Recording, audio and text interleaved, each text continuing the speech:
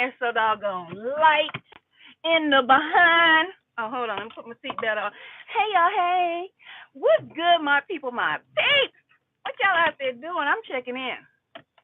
Look at my hair. You can see through my hair. That's how light it is. Can y'all see through it? Look at the light through my hair. But it looks thick. It looks thick. It looks thick. Okay? It's light as a feather. Soft as a down pillow. Look at that. I'll make it. Y'all see how y'all can see through my hair? What's good, y'all? I know ain't nobody here. Y'all better check in. Y'all better check in. Yeah.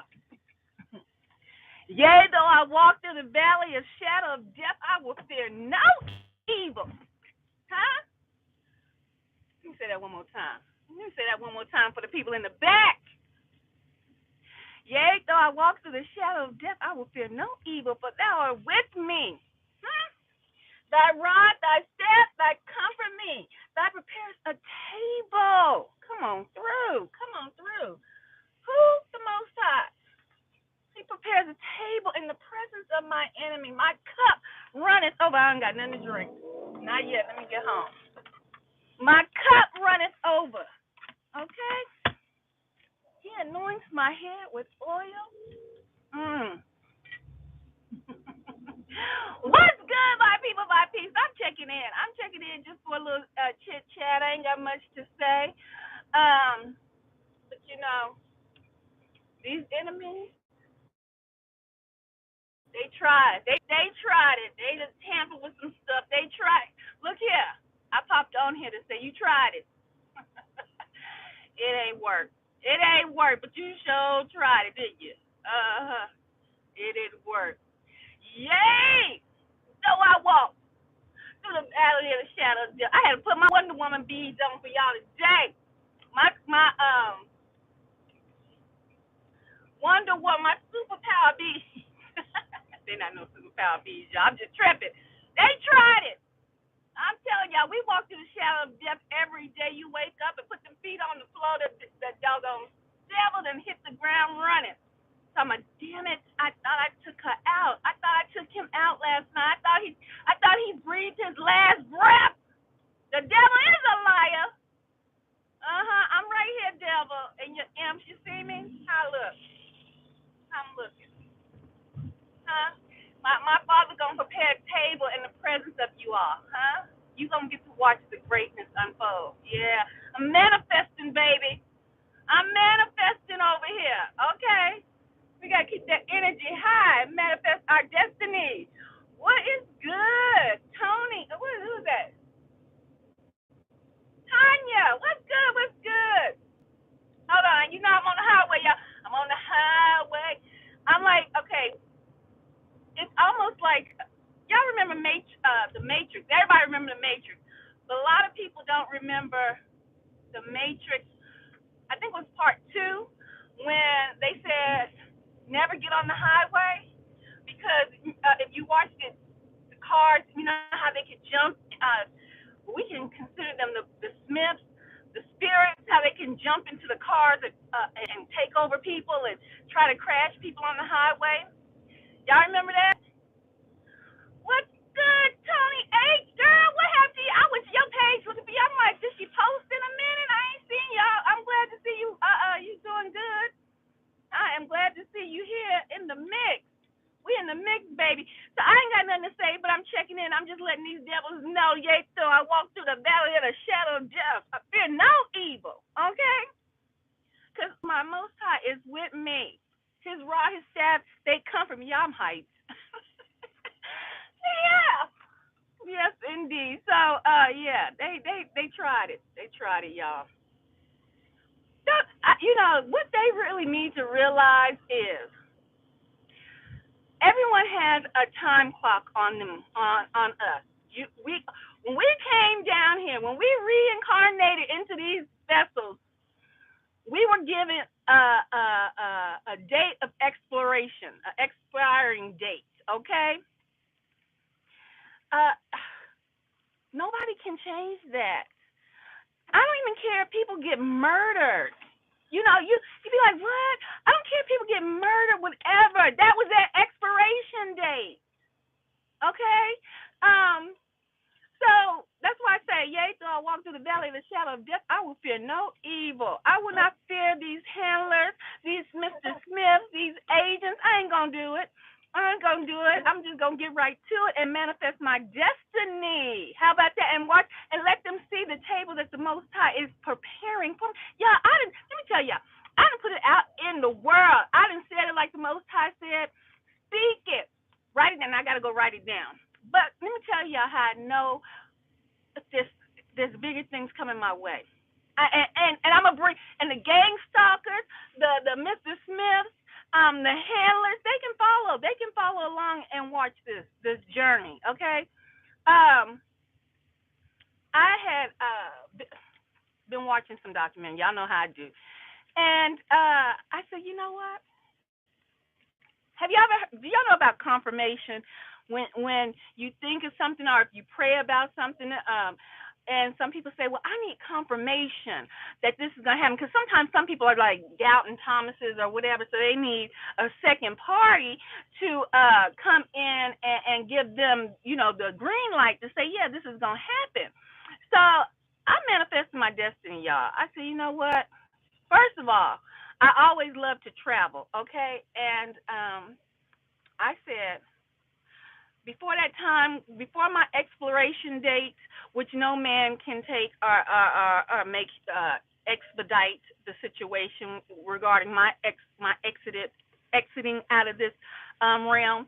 Only the Most High, because He put that stamp, that date on there, like your packages, like your food. You know what? Like the store, they put a date on there, but the grocery stores be lying. You go buy meat, you think, oh, look at this new meat, it's nice and red. They done dyed the damn meat. They done dyed some brown meat. Y'all know blood turn brown as soon as it hit the air. It starts to coagulate and all of that, and it starts looking ugly. But y'all go to the grocery store, y'all be buying some brown meat that's been dyed red, and y'all think y'all eating some fresh meat. You ain't ate nothing fresh unless you sliced it down on the farm, okay? Anyway, I won't get sidetracked. Yeah. So I'm like, I am speaking the rest of this journey into existence, right? So I'm like, I'm gonna travel. Yeah, I'm gonna travel, and I'm gonna speak. Yeah. I had it may have been about a few weeks ago that I had like quick visions. Like sometimes they come like boom. They're called like day visions because you're not sleeping because it's not nighttime. So I was up, but I was sitting on my couch and I had this quick vision that I was on a stage speaking to people. And then I kind of like shook my head because I wanted that vision to leave my head. I was like, mm. Because if you guys don't know, I am everything about me. It's so funny. I'm not into what do they call it, zodiac signs and things of that nature. But I'm gonna tell you this. Ooh, these folks about to wreck. See, stay off the highway. The Matrix. The Matrix. Mr. Smith is jumping into people. They trying to wreck and crash cars on the highway. That was the Matrix 2. If you ever watched it, y'all stay y'all behinds off the highway if you don't have to drive. Okay? Because Mr. Smith, they be out here jumping in and out of people. The spirit, the enemies. Okay? So, I had to tell you guys this. When I was young, first of all, like I was saying, I don't go I don't follow the zodiac signs, but everything is everything is here for a reason. Everything it's integrated, but you're not supposed to live your life off of the zodiac signs, right? But anyway, so I had to tell you guys my sign and tell you this before I get to the vision I had. Okay, so I was born in June. I was born in June, so June is an air sign, okay? And this is so funny with my journey in life. Uh, and I've always told you guys I got in trouble for talking too much in school. And literally, I'm planning on going and digging up one of my old, because back in the day we got the physical report cards you had to take home to your parents and have them sign, the parents sign it to say they saw your report card, and then you get it from the parent. Yeah, we had those type of report cards, y'all. Yeah, we ain't had that digitized stuff y'all got now, but so, and literally on that report card it said I talk too much. That was a big complaint, and I fought because I was a fighter. Because people mess with a sister. Boys, they always tried me. They always tried me for no reason, but that's another story. So, talking too much. Like I said, I was born in June. If you go by the signs, the signs in the sky, what they call it, I just said it, shoot. But anyway, I'm trying to pay attention, y'all, because I want Mr. Smith to try to zoom into my lane because I'm still a little ways away from the house, his house. So the y'all tell me what the doggone zodiac signs, okay? I don't go by that, but I used to know my zodiac sign because back in the day, yeah, I used to be like, what's gonna happen this week? What's gonna happen this week in my life? I used to pay attention to the zodiac sign. I don't do that no more because that's not what leads or guides my life. I do. I lead. I guide my life. But the zodiac signs, the stars in the sky, they do mean something. They do represent things. But you're not supposed to live your life regarding what the zodiac says about your life. But anyway, that's neither here nor there right now. Let me continue. And I'm just checking in. I'm still here, haters. Haters in the back, do you see me? I'm still here. So I'm a Gemini, baby. I am the sign of the air. My sign represents communication. And this is another thing that I went into communication. I met an author before who told me to get a certain book that told you you took a test, you read it, this book, and then you took like a short little test. It wasn't no long essay type test. And this test will help you to help you understand your strengths. So then you would have that would help you in the path that you should go in life. Because anything that you can gain knowing your strengths in life will help you instead of fighting an uphill battle. Because some people be all on the wrong path in life. Okay, all thinking they a singer and can't carry a note because they want to be a singer. You see what I'm saying?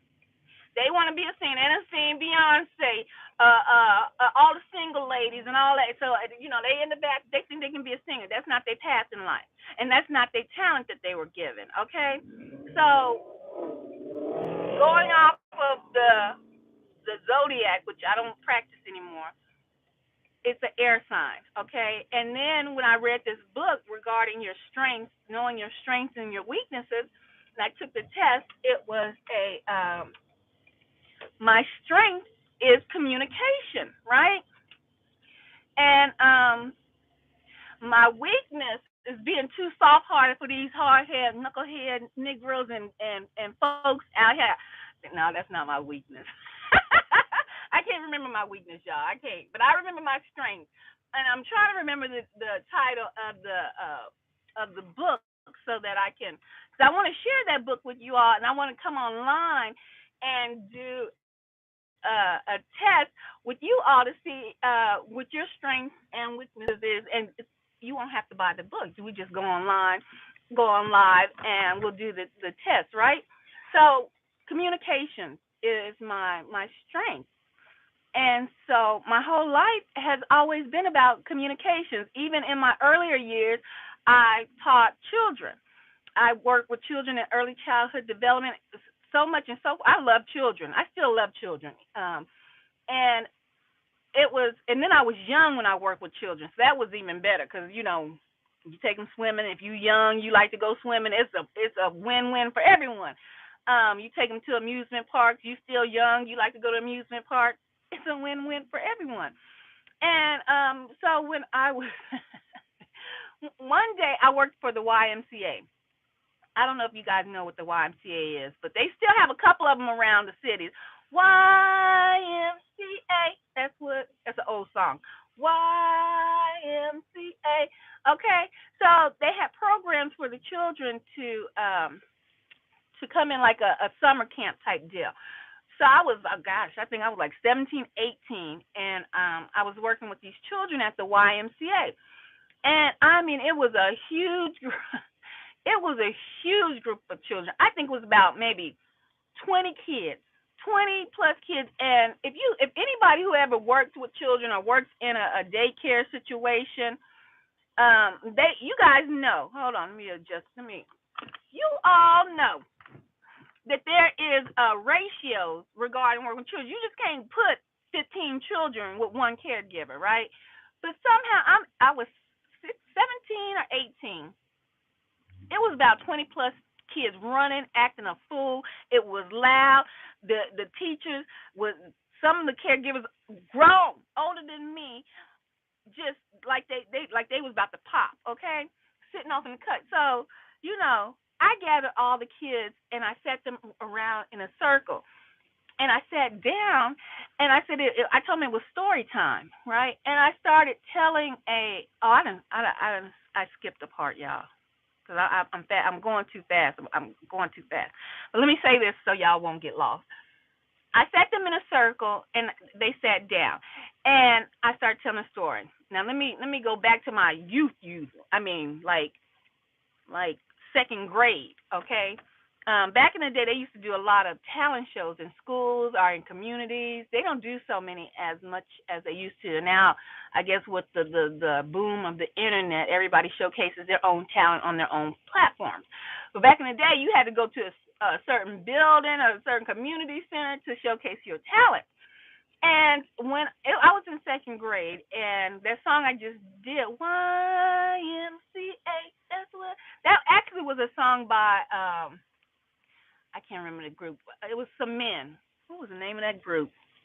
I don't know. That was my mama's in their music, but so it was posted that a talent show was coming to our school.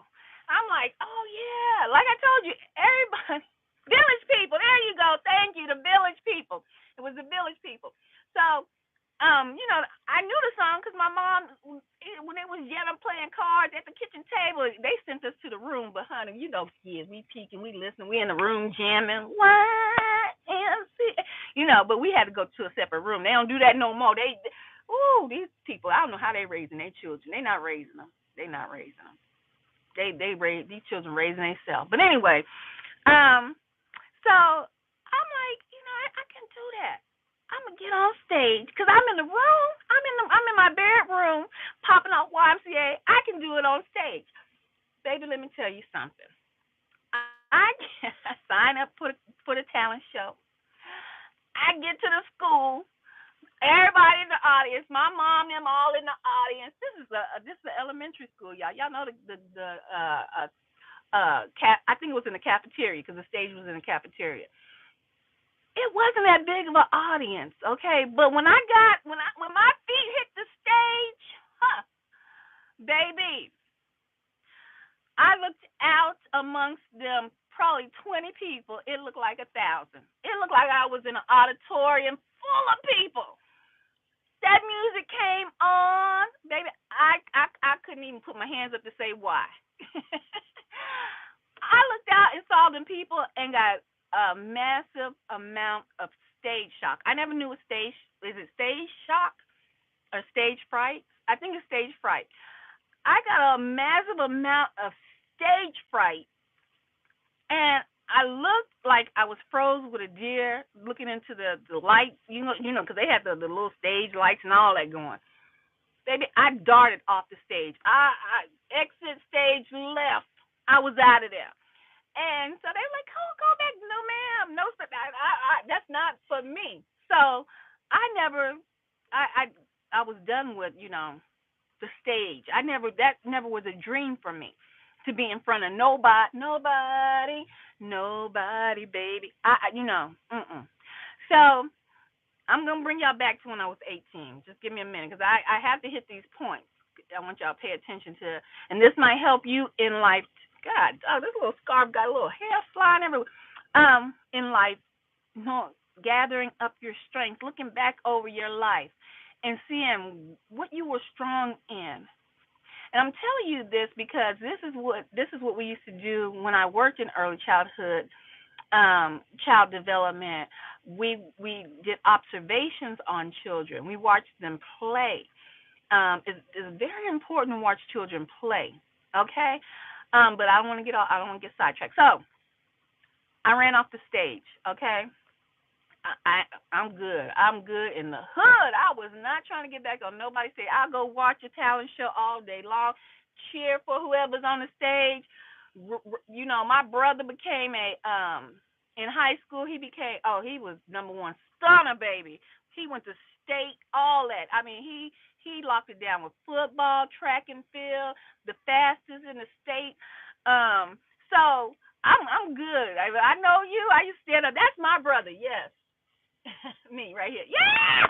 I'm a cheer for you all day long, but I wasn't the type to be in front. And so we moved to Germany. I got in trouble in class. It was I don't know if she was German or not. This teacher, but she was a white lady. I'm gonna say her skin was white, because I don't know, because I remember a German lady, her skin was white, and I called her white, and she damn near cussed the clothes off me. She said she wasn't white, she was German. So when my teacher in Germany might have been a white lady, because her skin complexion was palm color.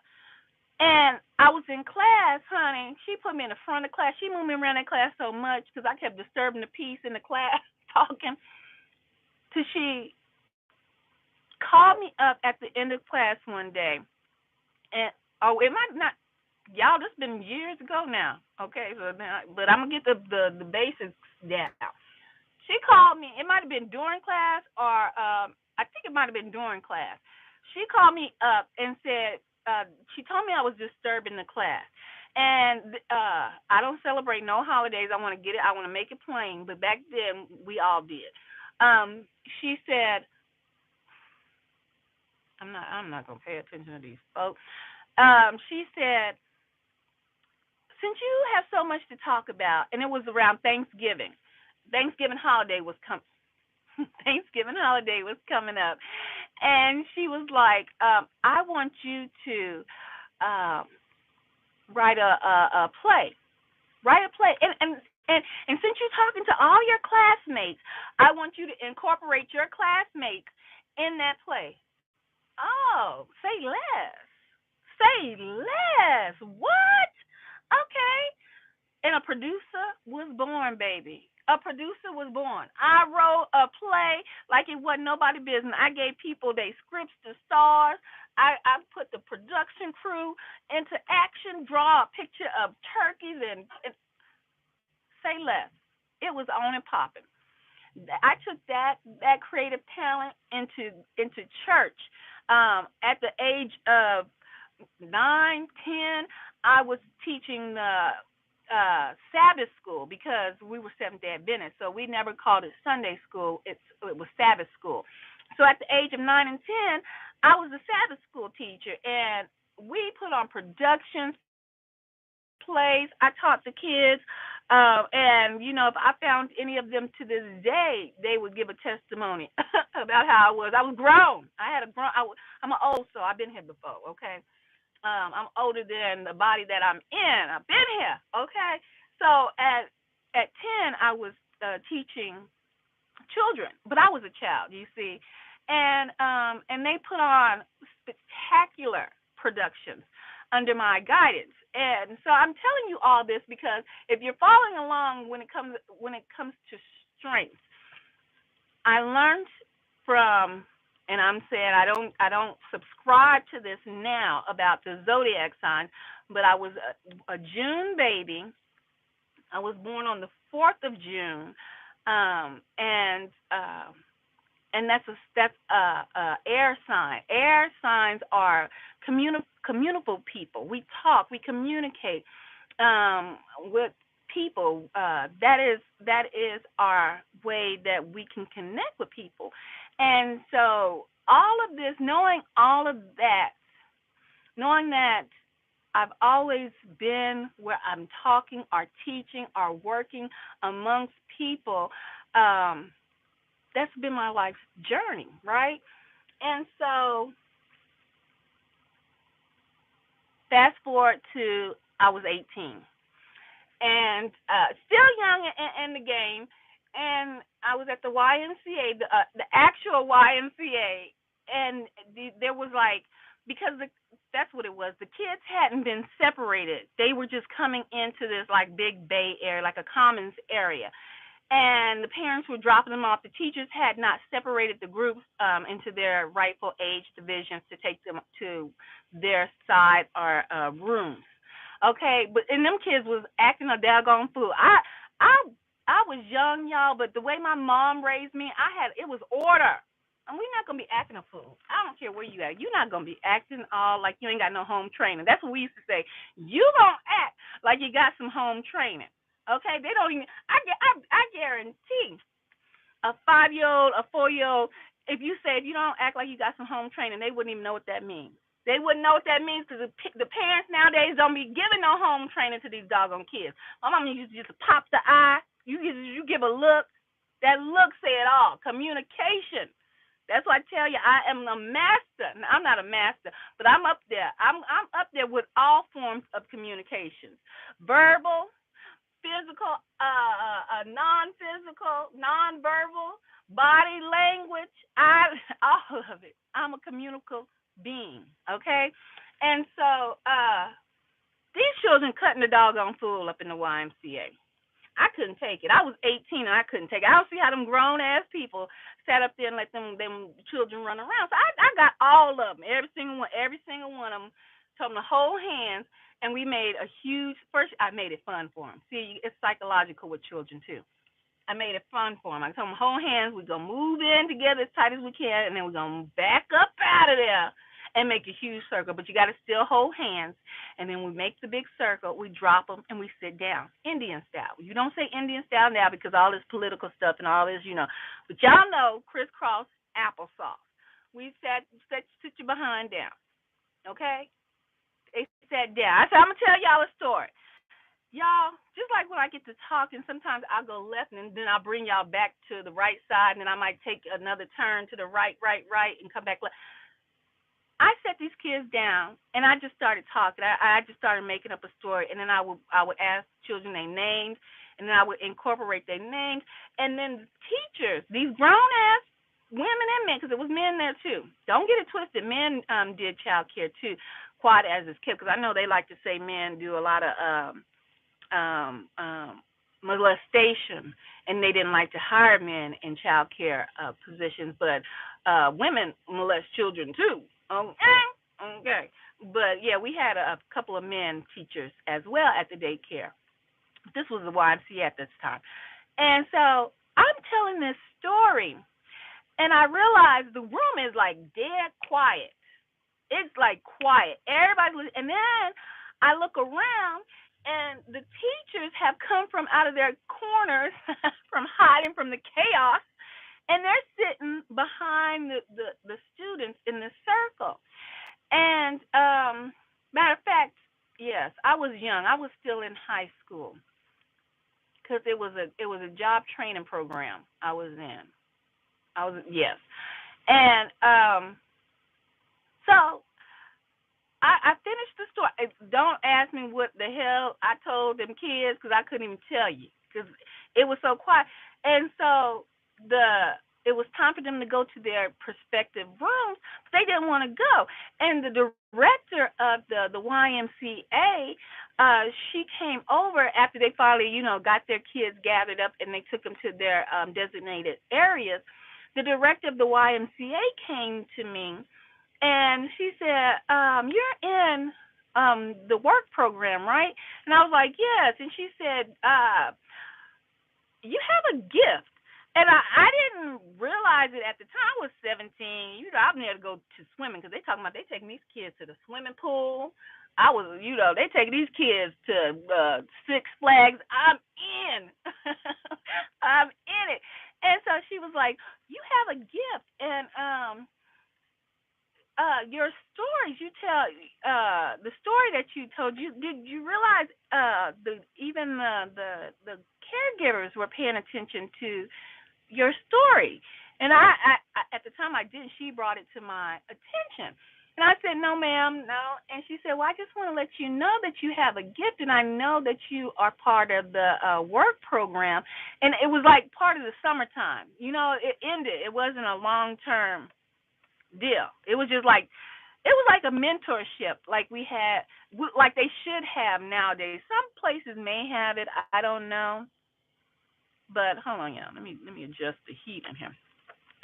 But it was like a mentorship, and so I chose that because I didn't. It was during the summer, and I didn't want to work. I had did office work one year, and I was with some old people.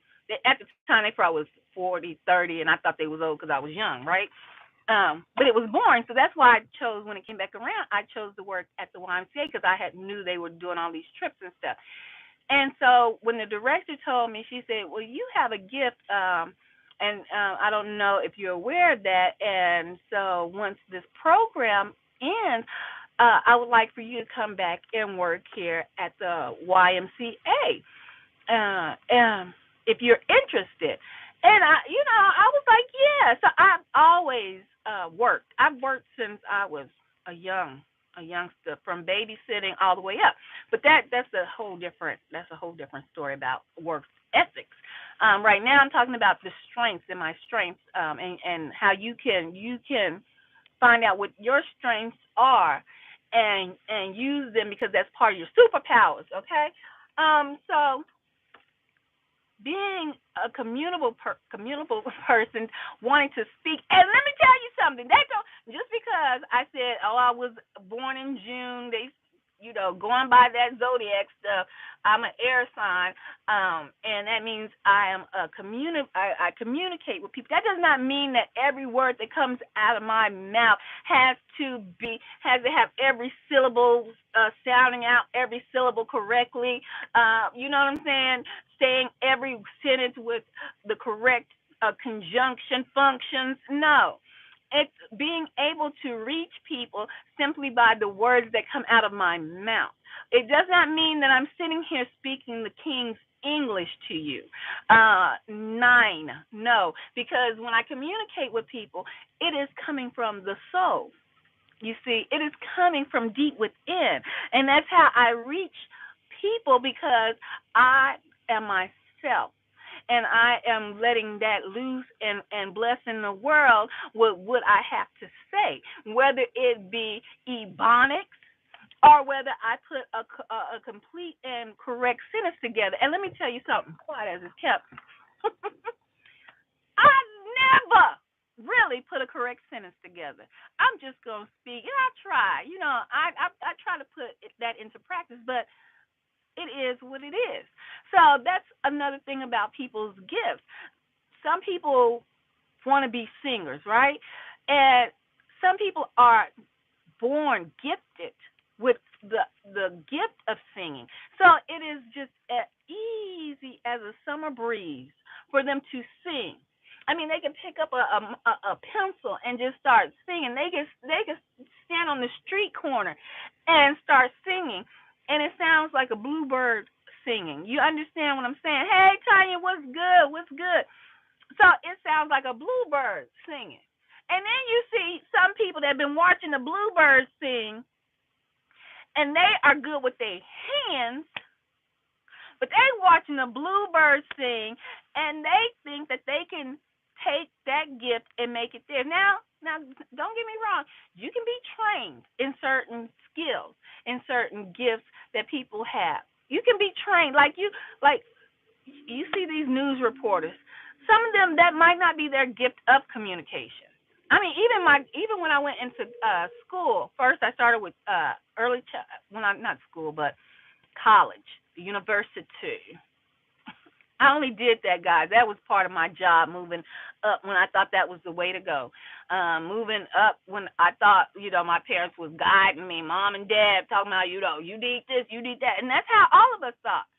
There was a book called The Miseducation of the Black Man. Oh, it was the miseducation of America, the miseducation of the world going into these educational school system. That was the miseducation. That was the dumbfounding of the world. But don't get me started. See, this is what I'm saying. Oh, thank you, Tanya. You are a motivator. You are a motivator. Thank you. Thank you. Thank you. So, some people can learn, is what I'm saying, how to acquire a gift. But that does not necessarily, and they can be pretty good at it after they go to boys' classes. Do re mi fa sol la ti la sol fa mi re do. They train their voices up, but that might not necessarily be their gift. And sometimes they can learn how to do that gift, and they go into that field, and they might get lucky and get on. Because that's the big thing. Most people, well, back before the internet, that was a big thing of getting on to a big, within a big corporation such as, who were the big corporations as far as music? Gosh, I can't even remember now.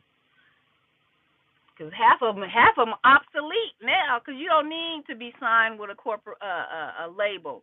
I can't even remember half the labels that were really big. But let's say like with Sean Diddy Combs, his label. That was the latest recent label I can remember. But y'all remember there was a lot of big labels back in the day that people wanted to be on. So once they get on, sometimes they get in that field and they fall off. They be like, man, this is not for me. And even if that can be their gift, sometimes they figure that it's not for them. But anyway, I'm talking about learning how to spot your gifts, your talents, and knowing what you are. I'm not saying you have to go look at your zodiac sign. I was just bringing y'all along a journey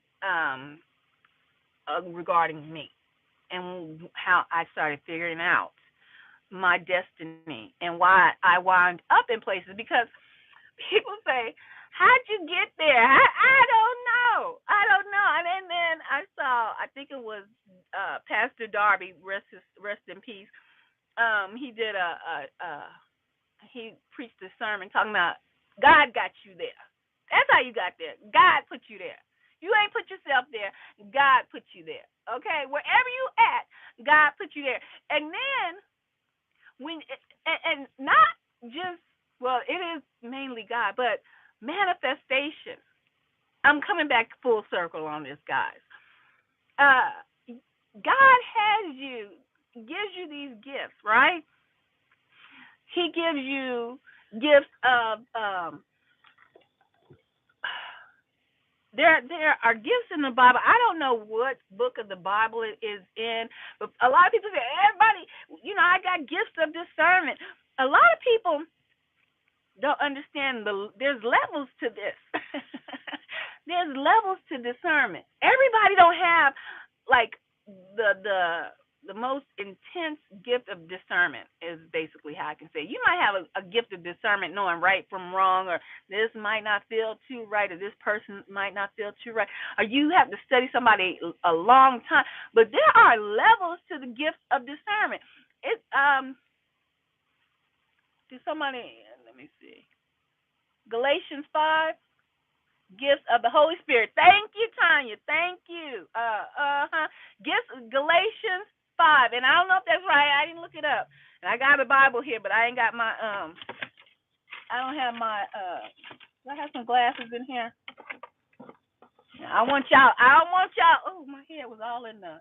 Oh, y'all. Let me turn on some more light in here. Turn on the light. Hold on. So I don't want y'all putting. I love for y'all to help me in the chat. I really do. But I don't want y'all putting nothing wrong. So, yeah, gifts of the Spirit. What Spirit? The Holy Spirit. And there are different gifts. So if you look, I don't have my doggone glasses, but I do have a Bible in the car. Let me see if I can. Lord, y'all know this is. Let me go to the index and see where Galatians at. Galatians 5. Lord, I need my glasses. Help me, Father. Help me.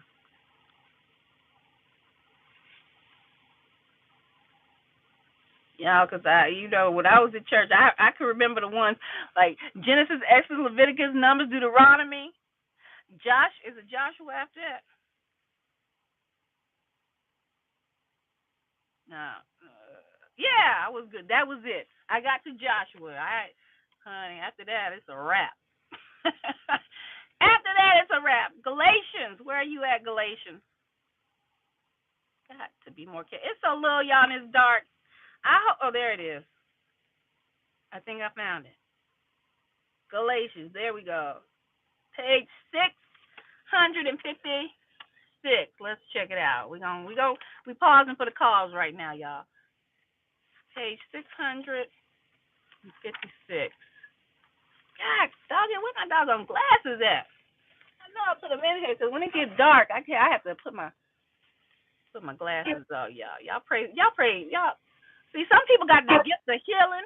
It's all kind of gifts in the Bible, so don't get it twisted. People, you gifted, man. It's gifts of the Holy Spirit, and they're listed. I say, y'all, 6:55. Hold on. I'm gonna get back to what I'm saying because I'm gonna wrap it up. 6:55. I need the light. Oh Lord, y'all see? Y'all think I be exaggerating? Can y'all see that little bit of ass writing? Y'all see that little writing? Y'all can't even read it from there. That's how little this writing is. Somebody was wrong when they wrote this book. I put my doggone glasses in here. Somebody was wrong when they wrote this Bible. Writing them words that little. Hold on, y'all. Oh Lord. I got some glasses, but they so little. I don't like how they look. Let me see. Let me get these little ones. And they old too. They probably don't have no strength in them no more. I'm just checking, Tanya. We don't want to give people the wrong what'd you say?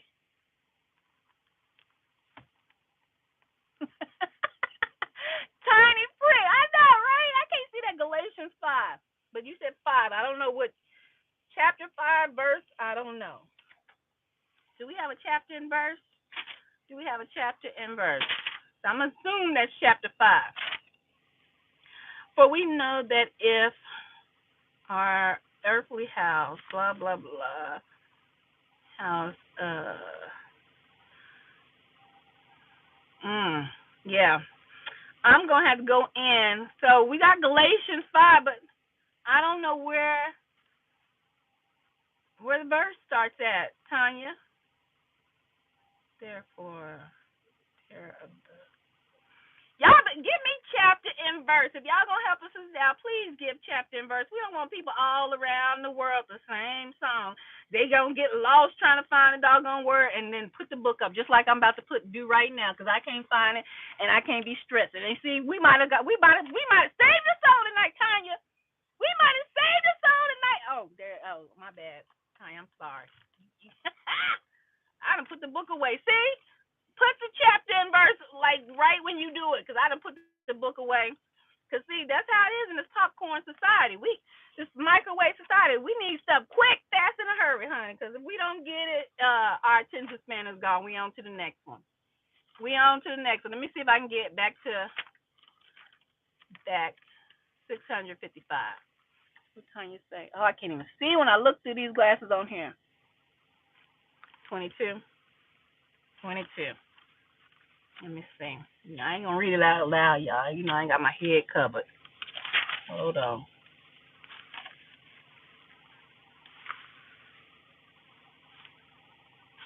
I wasn't even in Galatians, y'all. What the hell was I in? Galatians, they have 1 and 2.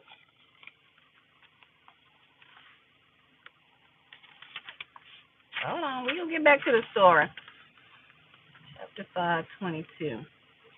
But the fruits of the Spirit. All right, now y'all better give Tanya some hearts. Put some hearts in the chat for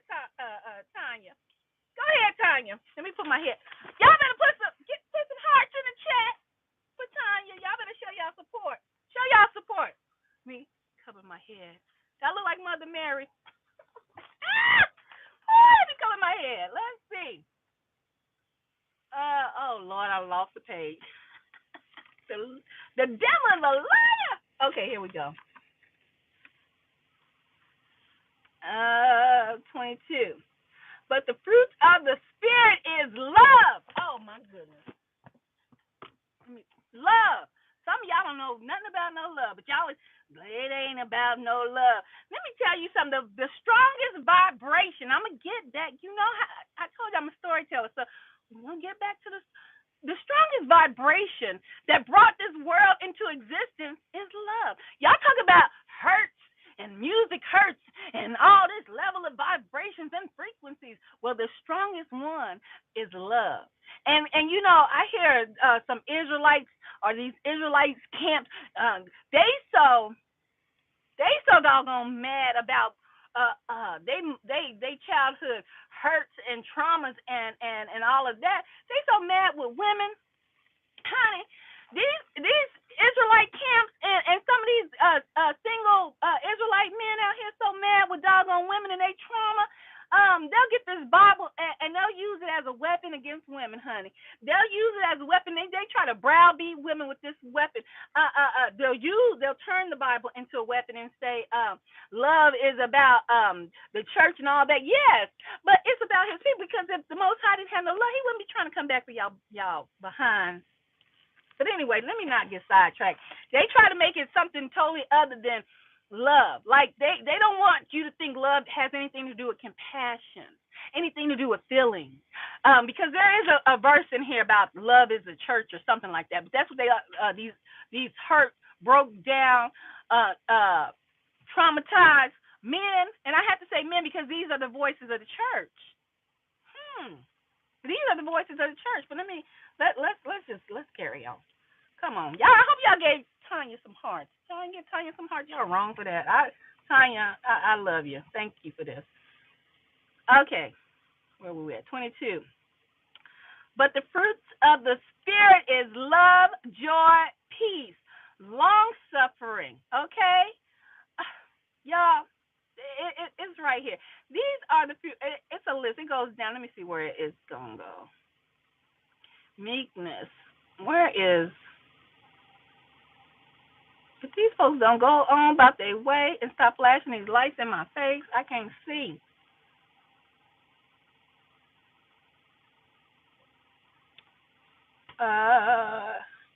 Is no law, and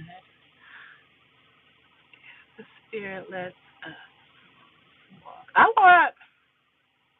Let us not be vain of glory, proud of anyone, envious of one another. I want where it says discernment, because discernment is part of the fruits of the Spirit too, but it's not saying it in 22, because it talks about discernment too, y'all.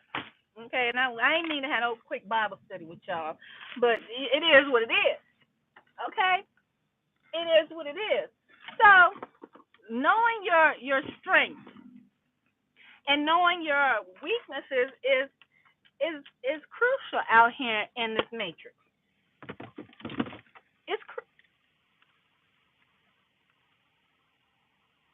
Okay, thought that was somebody I knew. It's crucial out here in this matrix, knowing your strengths and weaknesses. And oh, my fries getting cold. Got to be more careful. My fries getting cold, y'all. Knowing your strengths and weaknesses out in this matrix. So I'm gonna tell you, I was on the couch, laying down. Well, I wasn't laying down. I was woke. It was a day vision. And y'all mind if I eat my fries while I talk to y'all, do you? They're getting cold. I don't want to eat no cold fries. It was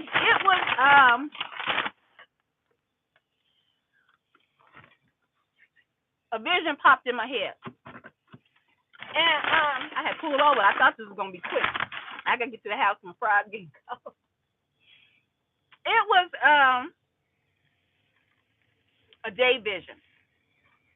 And y'all, The vision was almost like a nightmare because I was on the stage. I was on some stage somewhere talking to people, and it was a lot of doggone people. It was like I just told you, like when I was in kindergarten in the cafe in the cafeteria. You know, it was about 20 people, and I thought it was a whole a stadium full of people. Okay, but it wasn't. No, baby, let me say this. My vision. Ooh, come on through. Come on. A Mr. Smith tried to get me, y'all. A Mr. Smith tried to damn get me. And I ain't even on the highway. It was the vision when I was on the couch. I saw myself on a stage talking to people. This was like maybe a month ago. I never told y'all because I when the vision came in, I shook my head. Like, you know how you try to get something out of your thoughts? I shook my head. I was like, I don't know what that meant, but I don't want to be on no stage. Or maybe the stage fright.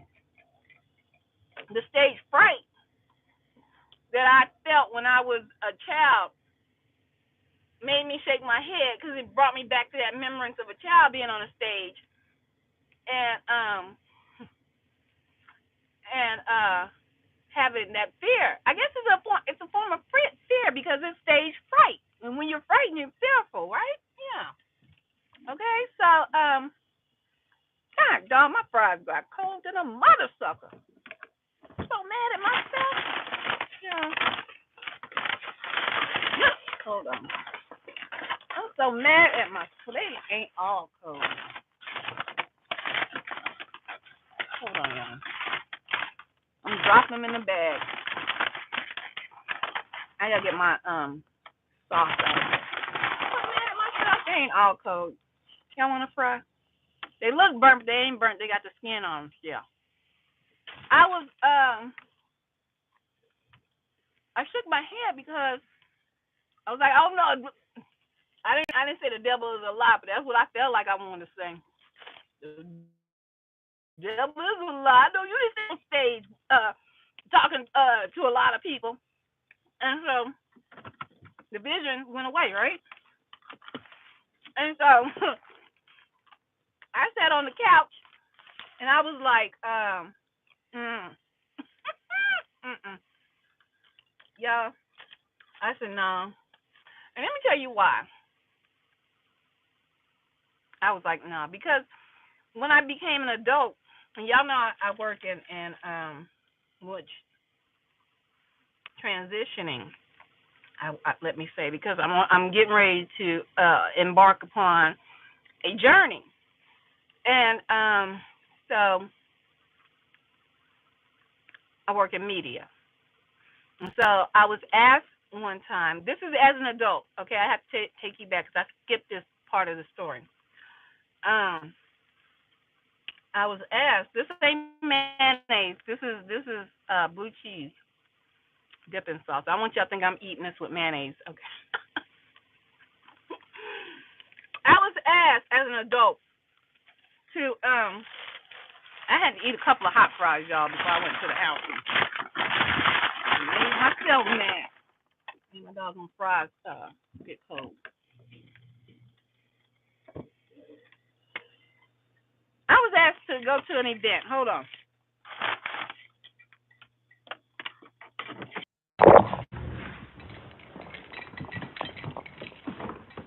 Y'all hold tight. Hold tight. Let me get y'all set up for a minute. I'm going to close this out real quick because I got to eat my fries because a couple of them still hot. Oh, no. Okay. Y'all know I got to do like this. I'm going in.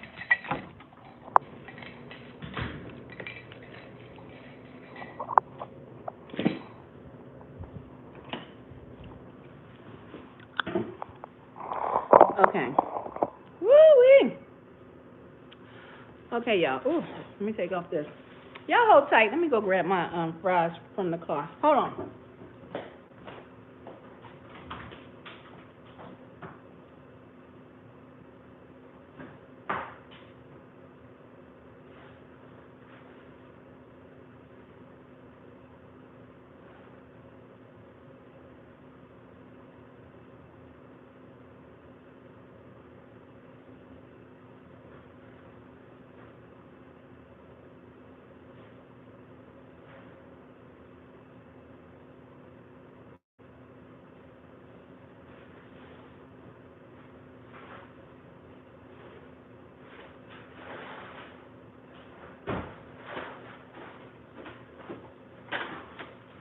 Fries. Hold on.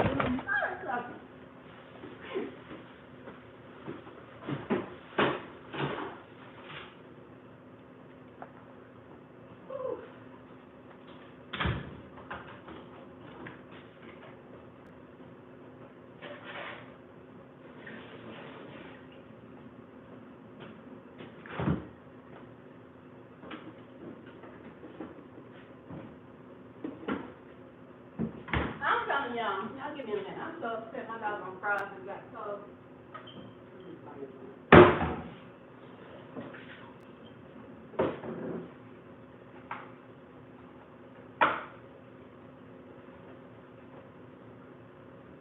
Ooh. Oh, hey. Oh, hey.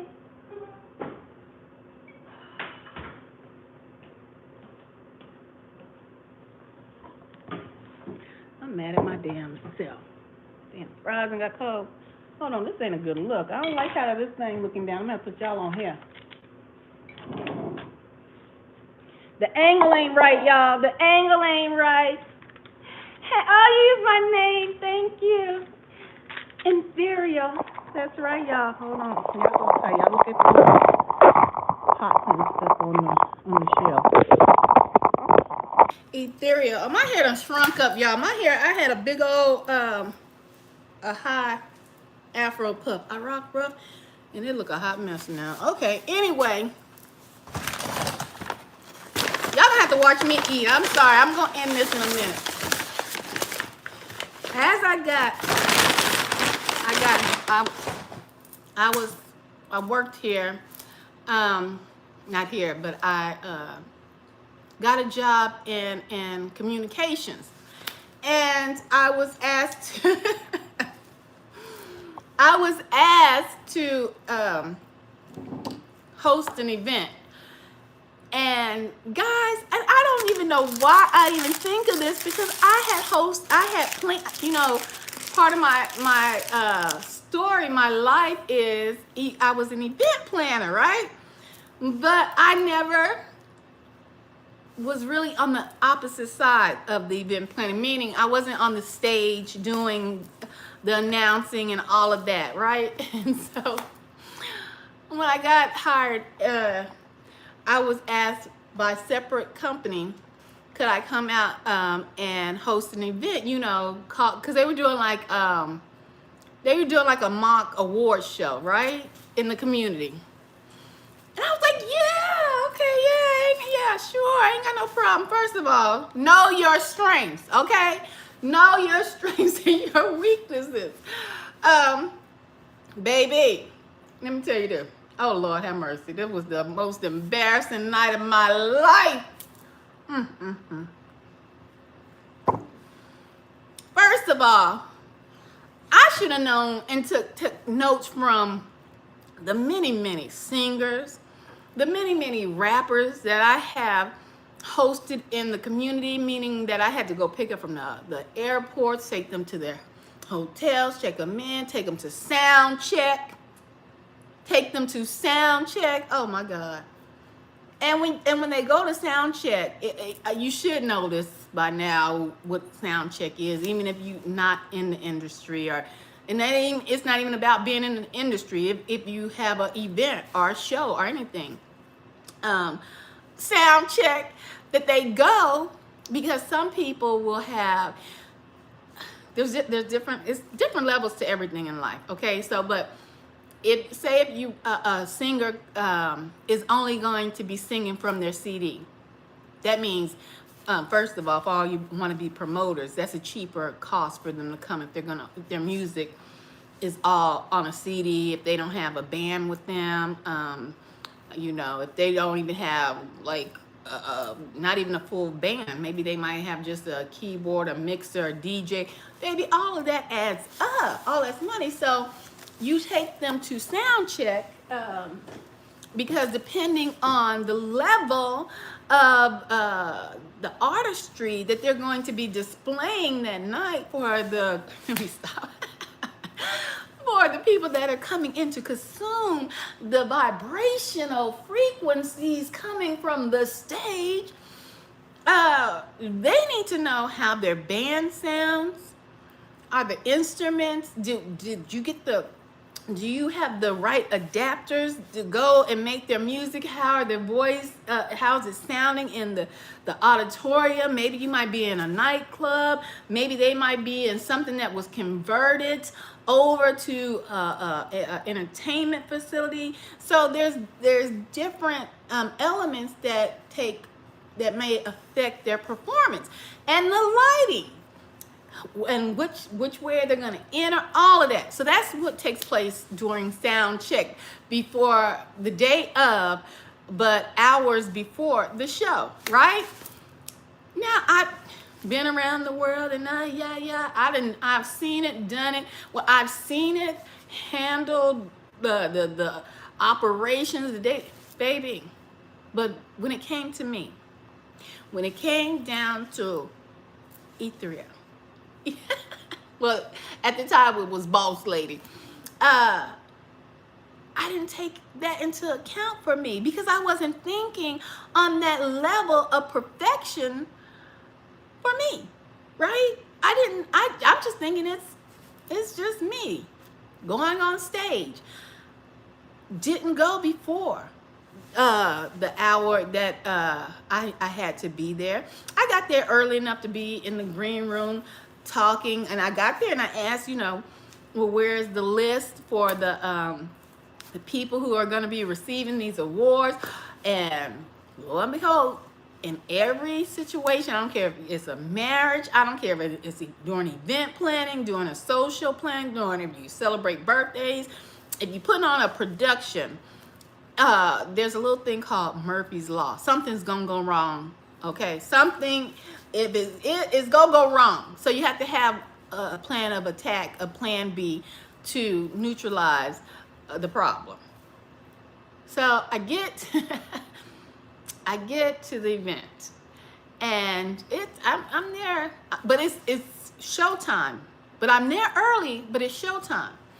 Other things are happening outside, you know, people are doing whatever they're doing on stage. It's not time for me to get on stage. And I did not take into consideration that I should have come in earlier and did a sound check. I should have did the preparations that any artist or anyone would do. I did not do that.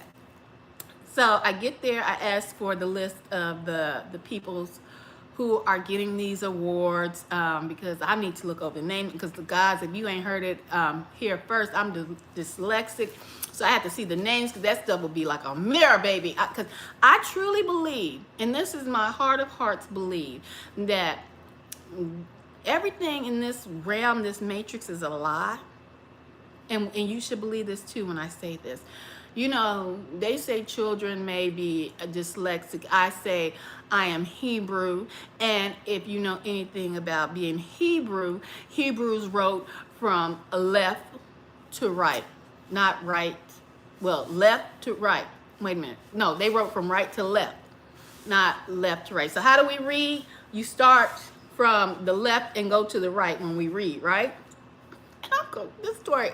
See, that's why I can't get on live. That's why I cannot do a live without it taking some time, because I talk too doggone much. But it's gonna get to the point. So, in America, in a worldwide, but Hebrewic language is backwards. It's right to left. You're reading, okay? But we here in America and worldwide, some places are taught you start at the left and you go to the right. You start at the left and you read to the right. So when I was young, they said, well, you are dyslexic, you have dyslexia. And I tell people, no, that's a gift from the God, because that's how Hebrews wrote. We are the first folks, well, there's some history that I got to get into with you guys. But we were the authors of language and writing skills. And we did our tablets right to left. So I'm thinking, this is in my records. You know, this is some people with the Egyptians, they call it with the Akashic records. This is in my genes. This is the downloads from the gods, baby. That's how that. And you want to call and you want to tell me I'm dyslexic? No, you wrong. And then they get kids because my stepson, oh Lord, baby, he just was hyped. He was hyped all over the place. Just couldn't sit still. Couldn't sit still for a minute, for a hot second in class. And he got in trouble for not being able to sit still. And they wanted to diagnose him and say that he had ADHD. Hold on for a minute. I gotta close these blinds.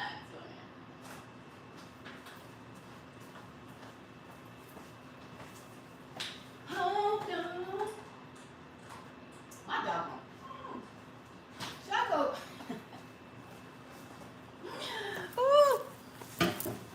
Okay, guys. So they wanted to say that he had ADHD. That is children. There was no such. First and foremost, in my generation, was no such thing as ADHD. It was sit your behind down. Sit your behind down. I said sit your behind down. Well, no such thing as ADHD, okay? ADHD is just the system them found a way to make money off of your children, put them on medication, make them zombies, and fast track them to the jail system, back into manual labor, slavery. ADHD is really children that are highly intelligent, okay?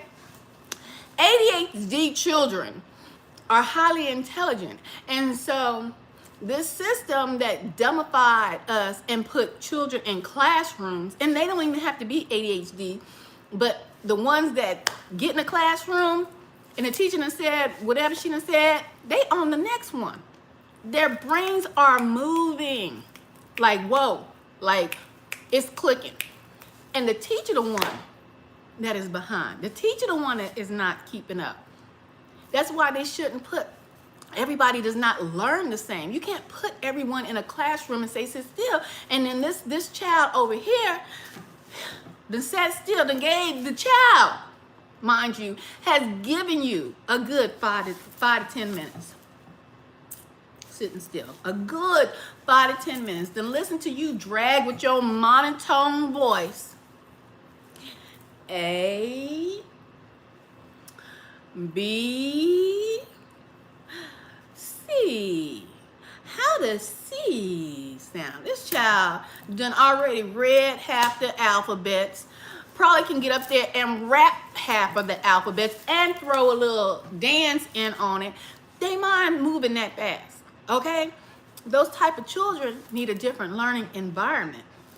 But the system has you fooled thinking that they're ADHD children and they need to be on medicine. We need to zombie your children up with this medicine so they can sit in class like this and listen to they dry ass teacher talking about A, B, C. Okay? Some of y'all will get this later. Y'all pick this up later. So back to the event. I had just to sidebar that real quick. Um, there's no paperwork because the lady who is supposed to have brought the list of the people who are getting ready to win these awards, she has not printed them out yet, y'all. Lord have mercy. She didn't print them out, and she was still at home. And I was like, really? So then I'm like, okay, my anxiety is rising. I'm like, I'm not gonna be able to peek these names out, because we all know, as people of this color, some of our names ain't Jane and Doe and Bob and Jim. We got some Shaniquas and some, we out there with them sometimes. So I wanted to peep the names out before I got my behind on that stage. No, names ain't ready. I'm like, God, to be more careful. And so the lady who was supposed to bring the names to the event, well, guess what happened? That's what happened. And I'm blaming myself. I'm not necessarily, I'm just telling y'all the circumstances. I'm talking about Murphy's Law right now. I'm not blaming the lady. That's part of Murphy's Law, because if something's going to go wrong, it will go wrong, right? If I'm saying that right, Murphy's Law. Something is planned to go wrong, it will go wrong. Something along those lines.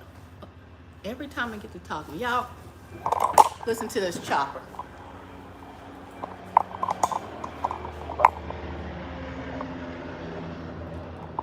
They always do. Who does flybys at this late in the game? This late. Who doing flybys? It's late in the game. Over how? I mean, sometimes they come so low, y'all. My place be shaking. So Murphy's Law starts to take effect. I'm in the green room waiting. She comes in like 3 minutes before I'm to hit the stage. Here come Murphy Law number 2. What's gonna go wrong did go wrong. I get the list.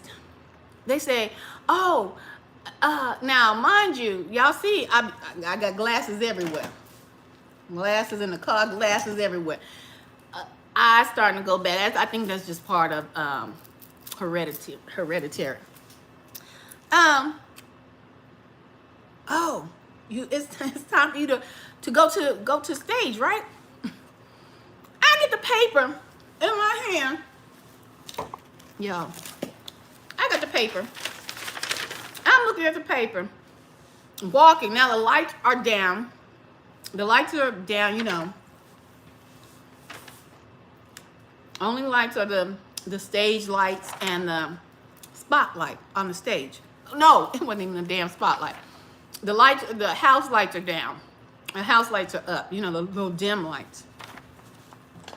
And a couple of lights coming from the bottom of the stage. I don't know what those lights are called.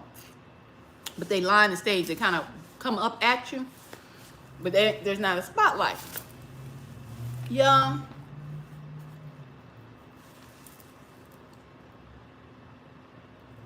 She, and I'm not blaming her. I'm talking about Murphy's Law, and when you put an event together, and how they say it, the devil is in the detail of an event. I hate that my hair looked like this. My hair looked kind of, I was country. Yeah, that looked a little better. It was not okay today. She prints out the names.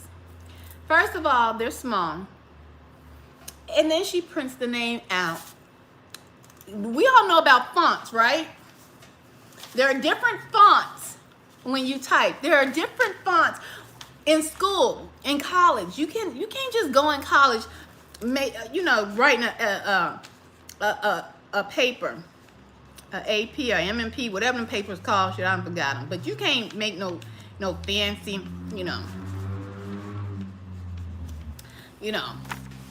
some fancy scribble fonts like this, even in college.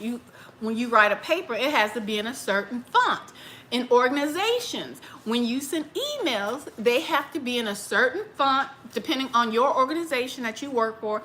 But throughout college, when you get into college and you start writing papers, your letters and everything has to be in the font size 12. Okay? You can't just put font 18, big large font on a corporate letter. I mean, you can, but it won't. It's a certain way they want to look professional. So she come in, y'all. She give me the paper. I'm just scribbling right now. I'm trying to give y'all for instance. Mind you, the lights are down. I'm headed towards the stage, and I probably peeped out the first two names on the paper. And they're all in this crazy ass font. I'm like, first of all, I'm the presenter. The devil is in the details, my friends. When you're planning an event, you have to put people in their positions that understand about being where they're placed and the jobs that they're doing. Because people can say, oh, I can do that. And she wanted to make it nice. I get it. But this wasn't the award. This wasn't the certificate that came along with the physical award that you might want to write in a pretty cursive font and make it look all like script and all that. No. This was the information you were giving to the presenter. This was the person that was speaking. So when you give at an award show, it should be and the, you know what I'm saying? Okay, here's your paperwork, and this is what you're gonna say. It should be in plain font, big enough for them to see.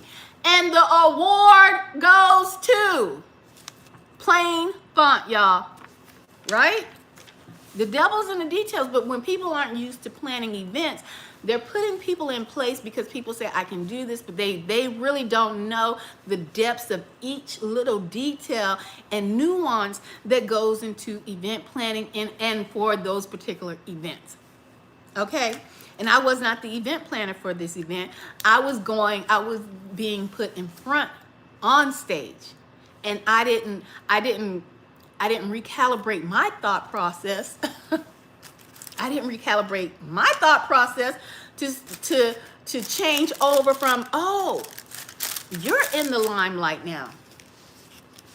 This is the limelight. The light is shining on you now because I've always been the producer. So I get this squiggly ass, and y'all can't read this. I just script. I'm just showing you, giving you an example.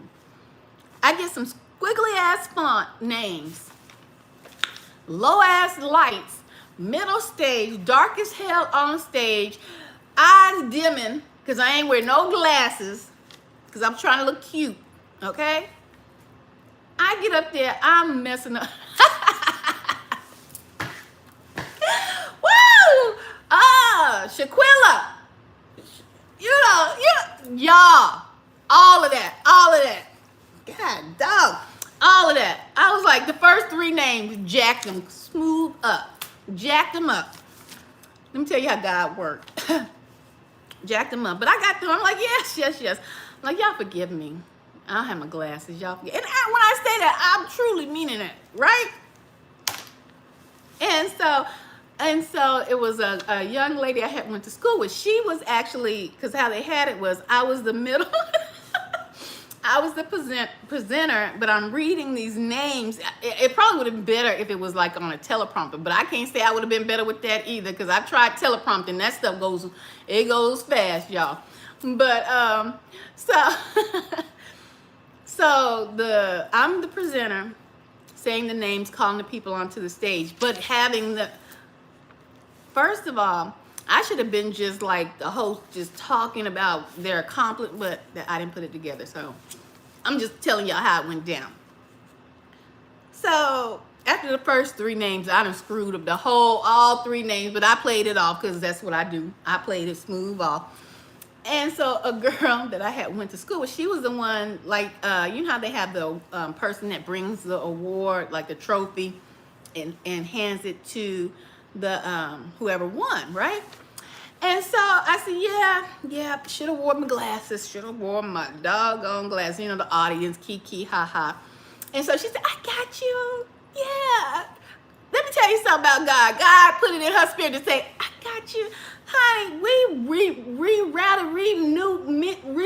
maneuvered that event and made it go down like it should have went down. And it went smooth after that. So I just did me. I just talked. And I said, and the next award is gonna go to, because now I done smooth past to the list because I can't see. The stuff is in cursive. It's all pretty. The whole list looks gorgeous, but that's not how you give a presenter a list at a function. Now the award could have been cursive and all pretty, not the presenter's list. I done smooth past the list over to sis. And I'm doing me. I'm me. Okay, and yada yada yada, and so let's move on. We're gonna keep on, and so the next person, and then she's tag teaming, and Shamika or James come down, and James is the next person. James, and I'm ad-libbing. I ad-lib the whole damn award show. James come on, and it went off smooth, but inside my body, I gotta tell you how my body, because see, it's two different worlds going on right about now. It's two different reactions that you see. I'm smooth coasting through. I'm working with sis on the side. She's calling the people. I'm talking about James, whatever he got on. James looking, ooh, Lord, you put that together. Yes, indeed, you put that together. You know, I'm talking as they're coming up. We make it happen, but inside, first of all, I felt kind of upset. So my feet felt like fire, just lit my feet and traveled up my body, because now I'm like, but I can't sweat. You can't let them see you sweat, right? Because it's showtime. But that's inside my body. That was one of the first reactions. I'm on fire because I didn't get what I needed until I'm literally on stage. And and after that, get through these names, pass the torch to sis. She's doing the name, I'm doing the talking. We get through it. But my stomach is gurgling. You know, it's not butterflies. I think it's just the nervousness of, it was like, is this over yet? Is it over yet? Somebody, anybody, everybody, scream! Is this over yet? I'm looking at the audience. They're looking all nice, tuxedo down, you know, gowns, and just beautiful audience. It's over.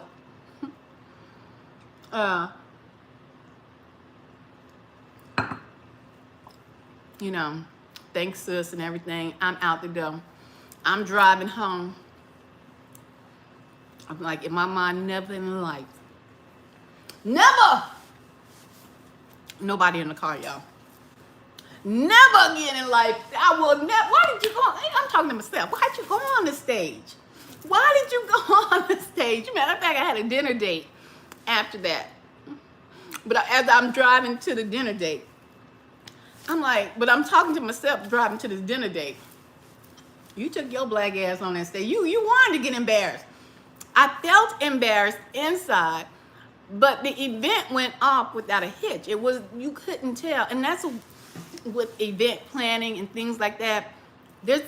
When there's problems, and there's going to be problems, the people in the room, the people that have come to the event, the people that have come to the party should never have an inkling that there was a problem. But the people who put that doggone party together, woo-wee, baby, the next day when they come over for brownies and cookies, they come, girl, I was about to cuss you smooth out. You know you should have had that together. Oh, James, we not putting James in charge of the music no more. You know, that's how it literally goes down, guys. James, we love you, but you out. You out, partner. If you want to help with the event, I'm gonna have to find out what you're good at. You might can give the tickets away, put the wristbands on, but you're not doing them. You talking about you as a DJ. Mm, mm-mm. We better be happy that Spinderella was in the house. Hell, the whole house would have been, they would have been fighting us. James up there talking about, that's how it go down the next day. You talk about the problems, and other people might get wind and say, I didn't see no problems. It's been smooth. That was a great event. When y'all gonna put on the next one? That's how you know you did a great job. There's something gonna go wrong. I'm in the car, y'all. Smooth, upset with myself. I'm upset. I didn't put myself first. First and foremost, I didn't switch my role. I didn't make it important for me to understand that anything that's gonna go wrong will go wrong, right? But I knew that part of event planning. But I didn't make it important enough for me to make my moves. Sorry guys, my battery going low. To make my moves fluent enough for me to, if something did go wrong, at least I had a plan B and plan C. I had to, on the fly, make a plan B, develop a plan C on the drop of a dime. I mean, that's cool and all, but that's not necessarily what you want to do. And I'm the type of person, I'll beat myself up if I plan an event for someone and I didn't put the storyboard together, okay? I didn't put, and let me see, some of y'all may not know what a storyboard is. Whenever a TV show is in development, a movie, investigators investigating a crime scene, I know y'all done seen that. They've had the script, they've got the actors, they've gone through the table reads, they've done all of that, and literally, this is called like 1, 2, 3, 4. It's a storyboard. Oh, y'all still, okay. I'm gonna have to cut it short because my battery's going dead. So, in event planning, and if you had a festival, like the Essence Fest or anything, guys, this stuff doesn't just come off the top of their head and say, we're gonna do a festival, we're gonna have the awards show. Then they go to the storyboard of it all. I mean, literally, okay, this, even if you went to the awards show and there were seats in the audience, I mean, these big time award shows, right? They would have, these are seats in the audience, right? And say, this is the stage right here. This little thing. And these seats in the audience, it depends on how much money they're putting into it. They would have James, his name, or a big picture of James in that seat, right? In the whole front, I'm not talking about the whole stadium. I'm talking about the important folks down on the, down in front. They would have pictures or names mimicking those people, like a storyboard, so that you get the picture comes to life, okay? And then you bring in the real people during the sound check. The picture is starting to what? Manifest from out of that person's thoughts. All of this stuff is stages, and it's building up to the showtime of it all. And when I was driving home, driving to my dinner date, and I was like, I cannot believe you got on that doggone stage. I couldn't. Damn it, I couldn't see the doggone font. I don't even know what kind of damn font. What did she use? That stuff looked like some Chinese, Arabic, I don't know. It was just cursive Chinese font. That's what she used. I don't know. God, oh, what the hell? And then yo dumb ass, you did stop beating myself up, guys. You didn't even ask for a spotlight. So I was like, I would never get on stage again because I've never worked that side of the stage. People who've been on that side of the stage, whether it be singers, rappers, and most of the time, young singers or young rappers or performers or whatever, they don't know all of those elements as well. They learn them as they go. MGM, back in the day, they used to have people that groomed them to understand, and I know that word sounds so horrible, but they had people, they groomed them to understand the ins and the outs of the business. Or you had people like, what is another, like I said earlier, like Puff Daddy. His label came like towards the end of the hype about really being on a label, Bad Boys. But before Bad Boys, there's so many of them I can't remember because they faded out. But they used to have reps that would go into the club, the nightclubs. What do they call those reps? God dog it. What do they call them? Because I had a friend, he used to do that. But anyway, they would go into nightclubs and scout out talent, you know. I mean, they do it via the internet now. They just probably sit at home and scout out talent on the internet. But then they would bring them in, and if they got signed, then they would take them through phases of media training, how to talk during an interview, and different things on those levels. It's not like that no more, and that's why that whole entertainment side really, to me, it has crumbled, because they polish. At least they try to polish and put them out there so they wouldn't get in front, even in sports.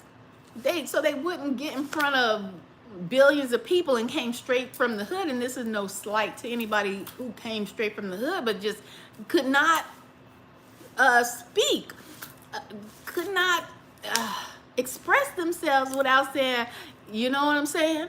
You know what I'm saying? You know what I'm, yeah, I threw the ball, you know what I'm saying? And my boy down the field, he caught the ball, you know what I'm saying? No, they try to break them from those crutch words, you know what I'm saying? And I do a lot. Is a crutch word. So you have these media trainings and different things along that line. So when you start moving up and advancing, you start to develop these skills, and then you know, like I should have known, but I had not made myself the main attraction to go and see, can I see on this stage? I need how are the, I didn't ask the questions. Are the lights going to be on or off? And if the person, if the promoter says, well, this is going to be a night show, the lights, we only have house lights, yada, yada, yada. Oh, I didn't ask the question, well, is it going to be a spotlight?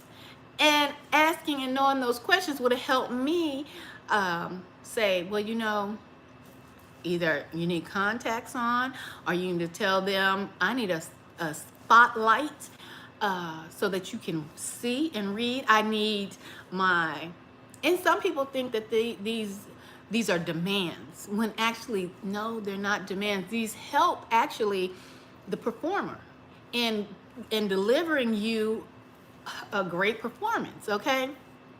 And so are asking, it's called a rider, but I wasn't really contracted to do the event, but most professionals are contracted when singers, performers, they have a rider, and in their particular rider, certain things are listed that they must have. And so I could have said, I need whatever I'm going to be saying, If it's printed, I need it printed in bold font, all capital letters, because if that's how I can see it and read it smoothly, that I would have put that in my writer, or I could have told them that prior, but I did not put myself center. I did not make myself the main attraction in my head. You understand? I know how to do that for other people, but I didn't do it for myself. And so even, I've taken care of people's writings. You've probably heard, who was it? Like Mariah Carey. Some of them can go off the deep end. Mariah Carey, she wants all purple M&Ms, no red M&Ms in the dressing room. Well, that's part of their writer. And if that's what she says, and she goes into her dressing room when she comes from the hotel, she goes into her dressing room or the green room when she goes into get ready for her performance, and her purple M&Ms are not all purple. Somebody done mixed in pink and purple because they thought it looked cute.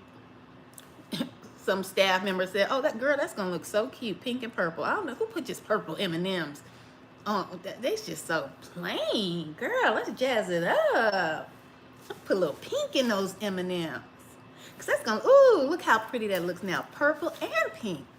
Somebody don't know what they doing, and they take their behind out of that dressing room. Or she has her tea must have lemon and some honey, and some rappers, they want certain liquor. If all of that stuff is not done and it was listed in their rider, they can break that contract and you must pay them in full, no questions asked, and they don't have to perform for you. And that's what that's about. It helps them, and it may not, because like I said, some people can't go over the deep end because half the time they don't even eat the majority of the food they ask for. They don't even drink the majority of the liquor. Sometimes they might take a bottle or whatever home, but they ask for a lot of stuff in their green room while they're waiting to get on stage. Some of them might say, "I want towels," because they sweat a lot, and they have to have a towel person on the either side of the stage, ready to hand them a fresh towel to wipe off the sweat, and it must be all white. Things of that nature. That's in their rider. And if it doesn't happen, baby, I'm not performing. That's when you start getting people, because and some of them, I think, can get that way because riders weren't fulfilled correctly. So then you get that they get angry and mad, and then if it doesn't happen, then I'm leaving. So I get both aspects of that. So anyway, guys, that is a lot. That's another reason. As an adult, I went on stage and damn near passed out because everything wasn't in line. I didn't have everything in check, okay? Going on a stage, knowing I had stage fright at the age of, maybe 4 or 5. And I did it to myself again as an adult. And so just a month ago, when I was sitting here on this couch, and I had that vision that I was on stage talking to a lot of people, and I was like, trying to shake it out of my head. That's why. Because that's not me. That's not me. It made me feel like Moses. Moses, when he was like, "Nah, Father, I can't even talk. I stutter when I talk. I know you ain't telling me to go talk about let your people go." I don't know what the vision was telling me. It just showed me that I was talking, but I'm just saying, for instance, I felt like Moses would probably have felt like, "I know you're not telling me to go to the boss, to the Pharaoh, to me, the president, and tell him to let your people go. Oh no, that's not for me. Get somebody else to do it. That's not." And that's like that. Shake that head. That was my thoughts. So I told you in the car that I am manifesting my destiny, and we as chosen ones, we as targeted individuals, we can manifest our destiny. And what we have learned from this program is they're always going to be around. That is the beauty And you have to look at things and find the beauty in them, of being awoke, being awakened. There's always going to be Mr. Smiths around, hopping into people's bodies and making them try to shoot at you, making them try to crash into your car, damage your property. There's always going to be Mr. Smiths around. We're in the matrix. But the thing is, Neo, while you're in this matrix, you have to learn how to manipulate the matrix. And that was one of the tasks Neo had coming into the matrix. It's a game. So when you realize this is not real, when you know that, but even though he was in the game and they came back down into the game to learn, we're going to walk on this sidewalk together. You're in a busy metropolis. It's many people. And we're having a conversation. But you see the lady in the red dress. You look away and you look back to get a second glance. Because you got your focus. It was disturbed for a minute, right? But when you look back, it's no longer a lady in a dress. A Mr. Smith has hopped into that lady. And now you're looking down the barrel of a gun. Right? We are in the matrix to learn the matrix, to learn how to stay focused, to maneuver, to come into our greater being, right? To develop our greater inner person. Our spirit is here learning, getting this human experience in the matrix. But there's always going to be Mr. Smiths around, agents at every corner. No, gang stalking will never be over. But you know, when Neo woke up, he was in slime. He had all these holes, got flushed down the drain until his boys, came, picked him up in the spaceship, But when he got out of the matrix and he was in the real spaceship, he wasn't so cute in the real spaceship, Our souls, we might not recognize ourselves up in the spiritual realm. We might not look the same. But when he realized, oh, we're going back down to play, our souls are going back down to play in the matrix and learn, well, hell, I think I shall be fly. I wish I had some shades right now, because I sure put them on. When Neo came back down, and what was the black guy's name? Morpheus, I think that's the name. When they came back down in the Matrix, baby, what they have on? Black suits, honey. Neo had the black on black on black. Shades popping. Sharp. Why do we feel that because we are here and we have been awoken, Neo, it's woe as I, woe as me. I must be home. They don't want me to have anything. You are speaking your destiny. You are speaking your destiny. Hold on, y'all. Y'all don't understand. Y'all don't understand.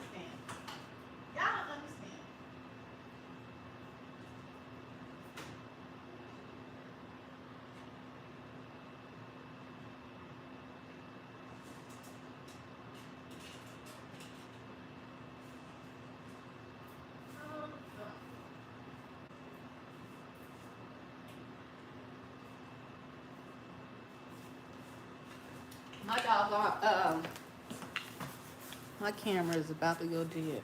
Y'all take a walk with me. Y'all go. I'm gonna end it. Oh, I always say that mess. I'm going to end it. I'm going to make it short. I'm going to make it short and sweet. Lies. Woo! Hold on. Put you off for a minute. Raise you up. I got to make it plain for y'all. Hold on. There we go. You have been gifted to wake up. This looks blurred in a mother sucker. Hold on. Yeah, I be trying not to cuss, and I'm not a cusser, but I don't know lately. Hold on, we're gonna you guys. I think that looks better. Okay, so, ooh, I told y'all my hair looked thick, but the light, you can see through the light.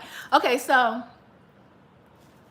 you've been gifted to wake up in the matrix. Hello and welcome to this game. But while in this game, Neo realized, well, if I come back to the matrix, why not be sharp? You know? Why not be sharp in my suited and booted? You know what I'm saying? I'm here to play. I'm going to get my downloads, and I'm going to learn how to maneuver in this matrix. I'm going to manifest my destiny. I need weapons, you know. He enters the room. Weapons appear. I need a suit. I would like to look good while I'm down here in the matrix. You think I can get some clothes? I need wardrobe, please. I hope you guys are following what I'm saying. I think some of us that have been awoken want to play in the pool, the muddy, muddy waters of pity me. I'm not saying you're not going to have your days, that this won't get on your nerves. But I'm saying, Neo, he manifested how he wanted to look every time he entered into the matrix. Did y'all pay attention to that? All of them, when they came back to this matrix, sharp. They didn't come back down here in rags. They knew it was a game. They knew it was a joke. They knew Mr. Smiths were on every corner. They came back and they learned when there was a glitch. Did that cat just pass twice? What did you say? I think I saw a cat pass twice. There's a glitch in the matrix. They learned how to maneuver in the matrix. And that is what you need to do. And so I say to you, as I begin this live, what is your strengths? What did you do as a child? Enjoyed as a child? I look around these social media streets and I see people always doing this. Not physically, you see, but this. The man, it's the man's fault. It's the black woman's fault. It's the white man's fault. It's the Asians. But while you're doing, these fingers are pointing back at you. The blame game. We know, hell, if you don't know by now, I don't know where the hell you been. We know what has went down on this planet. We know who's been in what captivity, who's held who down. Oh yeah, we know. You've learned the matrix. You learned aspects of the matrix. Yeah, that's what that was about. But are you going to keep saying, did that cat pass me twice? Did that cat pass me twice? When danger is lurking. Did that cat pass? The white man had me in slavery. The white man had me in slavery. I'm oppressed. There's a glitch in the matrix. You know who you are. But when that glitch, when he's seen that cat pass him twice, when you realize there's a glitch in the matrix, well, what did they all do? What? The ones who had been here before, woken up to the matrix, his crew. What did they do? What'd you say?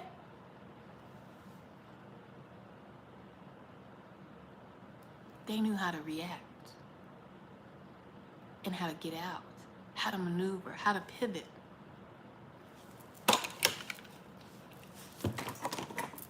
Team one, we need the nearest escape route.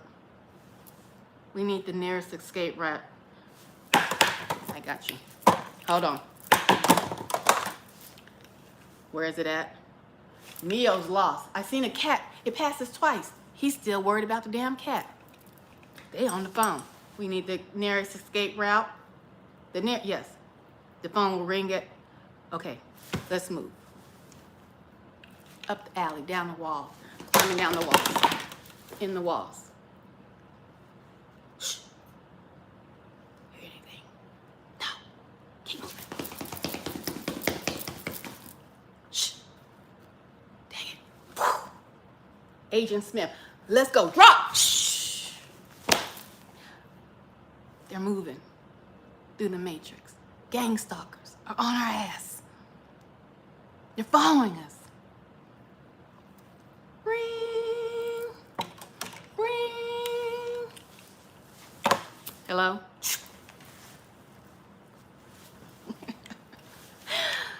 And they're out. On the ship. Making plans. Making plans. To go back down to the matrix. Because there's more people here. Everybody can't be helped. No. They said, some people, they reach a certain age, it's a wrap for them. It's a wrap. They locked in. But they go back up to their ship. You as chosen ones, you as targeted individuals, you go back up to the ship. You've been awakened. Do you know your strengths, your weaknesses? Because everybody on that ship did something different. They had a different job.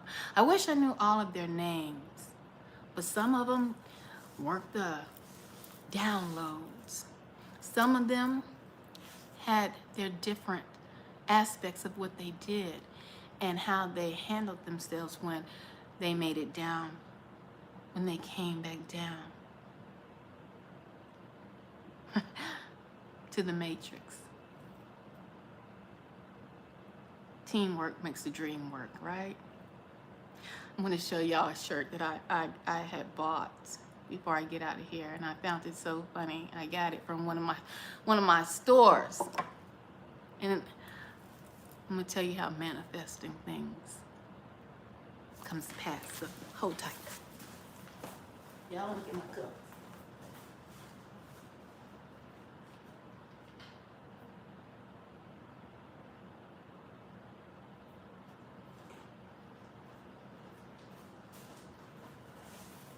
So, I can't get over that I let my french fries get cold. Good googly moogly. At least I ate some hot ones in the car.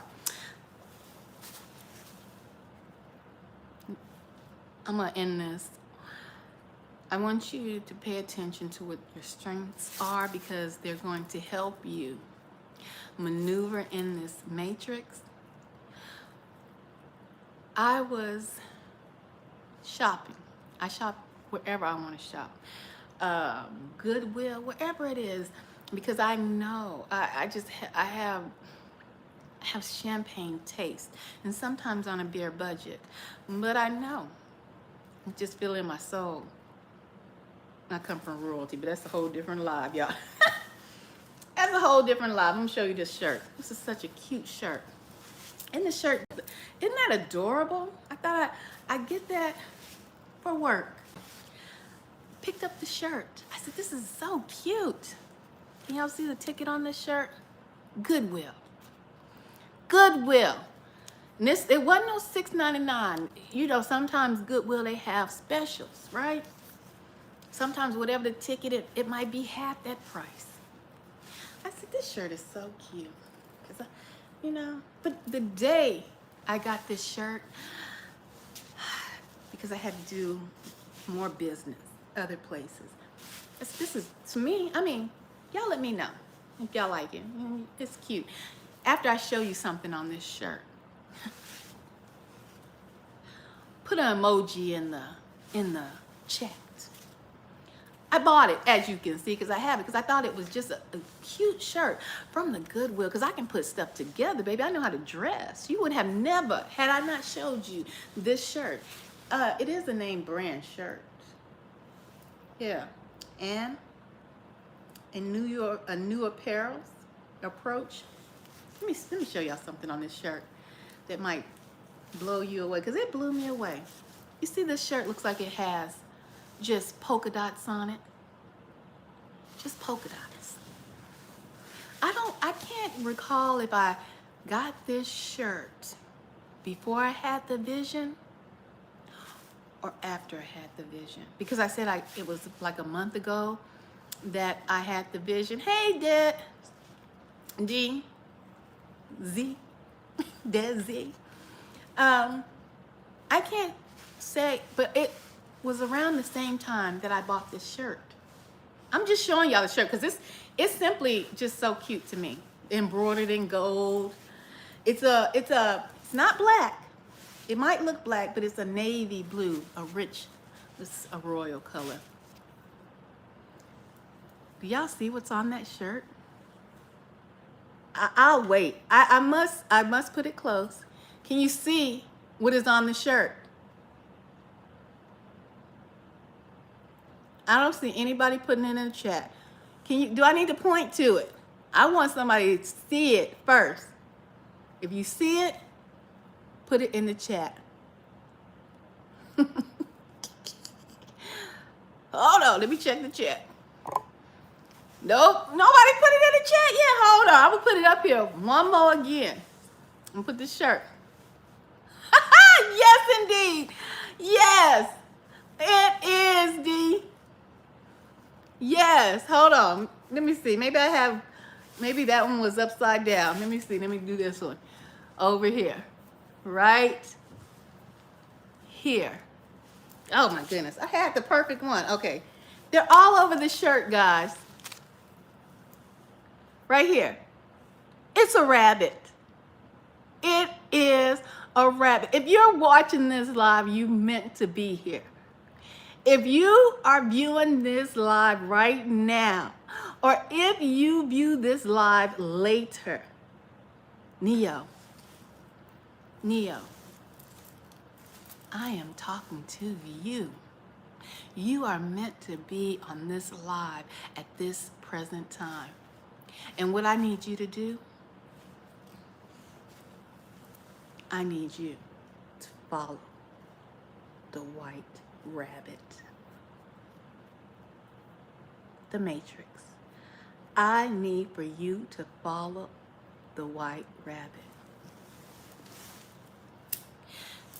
Neo kept getting that message on his computer. Follow the white rabbit. Oh, down the hole we are going to go. There was a knock on his door as he was asleep on his computer. Someone comes to the door. You know, he's a hustler, baby, like a lot of us, doing some business on the side, you know, scramble up some computer gigs or whatever the hell Neo was in there doing, making his extra money. Knock, knock, knock. Oh, you got my stuff? Yeah, I got your stuff. Here you go, man. You wanna come hang out with us? Neo, nah. Something's going on in his world. His computer keeps glitching. Follow the white rabbit. Something keeps happening. He knows something's amiss. You want to come hang out with us, man? Nah, Neo says as they get ready to walk in. The female that's with the gentleman turns around and they walk away, and Neo sees on the back, on the shoulder of the female, a rabbit, a white rabbit. And he says, wait, I think I'll go hang out with you. And his world changes after that. He unplugs. If you're here, you're getting ready to unplug and follow the white rabbit. Neo becomes the master of his destiny. It takes him a minute to realize that he is the master of his destiny, of this matrix. It may take a few of you all, because it took me some time, even though I kind of knew something was going on, just like you kind of knew when you first started saying, wait a minute, something's not right. Something's amiss. Well, either you're getting ready to be unplugged or you're unplugged. Follow the white rabbit. We're going to manipulate this matrix like it was Play-Doh. I said to myself, after seeing that vision, shaking my head, I can't tell you if I'm going to be on stage, but Lord, I say this to you tonight.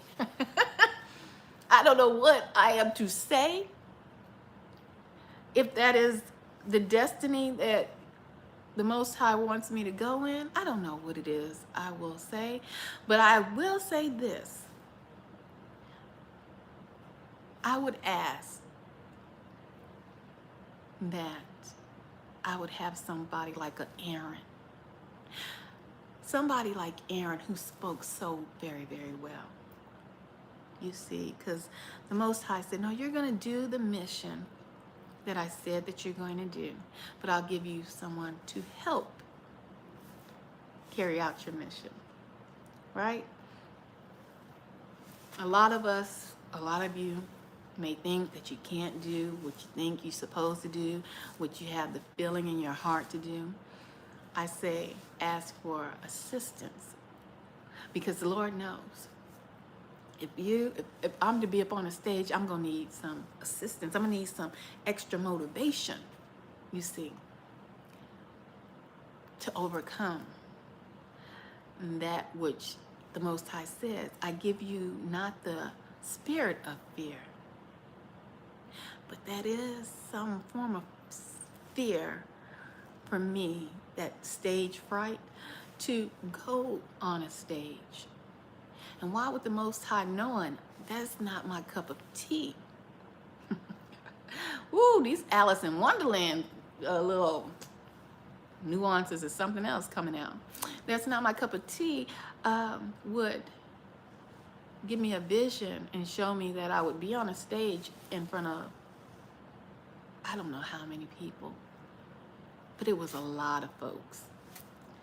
So I asked, well, send me an Aaron. Send me someone to help me. And that's what you can ask too. I don't know your path in life, but I know that we're not, well, not here on this channel, gonna waller in the mud of misery. Because you know what they say about misery. It loves company. And the more we complain, the more things will stay the same. But when we realize that you've been shaken and awakened, and all of a sudden that knock comes on the door and you've been seeing, follow the white rabbit, well, it's time to go down the rabbit hole and see how you're going to manipulate this matrix. And when those Mr. Smiths realize that you can dodge a bullet faster than they can shoot it, well, baby,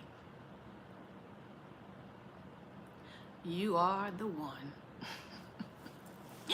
You are the one. So that's what we're going to do here on this channel. So I said I'm going to travel.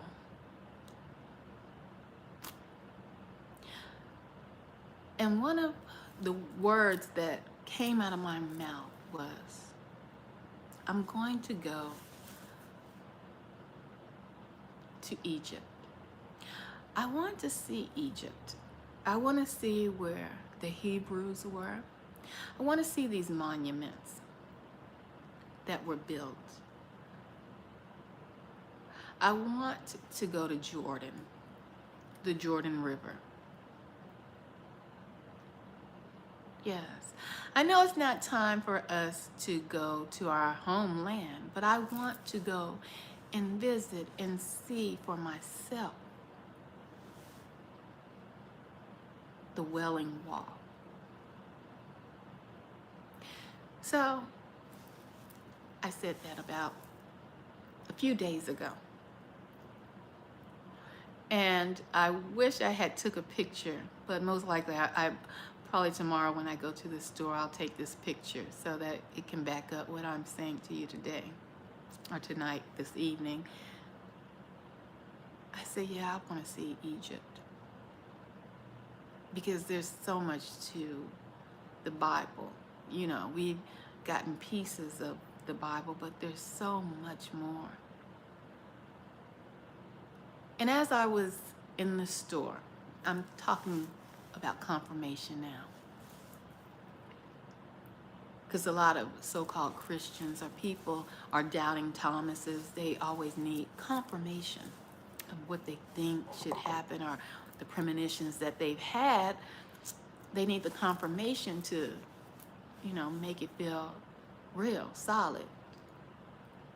I'm in the grocery store in line, and I've been having this thought and looking at programs about Egypt. And I look over to the magazine rack, and there's a big magazine, confirmation. It is a National Geographic magazine. Some of you guys may not know about National Geographic magazines, but it's sitting there with, I think it was King Tut or whoever, you know, that famous golden mummy's casing of one of the pharaohs, King Tut, or whoever, that with the pretty gold and all of the eyes and all that. And so I pick up the magazine and I smile to myself. I said, really? God will speak to you in so many ways. So I open up the magazine. I just open it up and it's showing pictures of the pyramids. And I flip through the magazine, confirmation, confirmation, confirmation. So I say to you, I will travel. I will go to Egypt. I don't know why I feel like this, but I do. Confirmation in the grocery store, out of nowhere. It is the middle of November. I don't know why National Geographic would have their magazine out with the picture of Pharaoh or King Tut. We call them coincidences, right? I say there's no such thing as a coincidence. So it is time for us to follow the white rabbit and start to, well,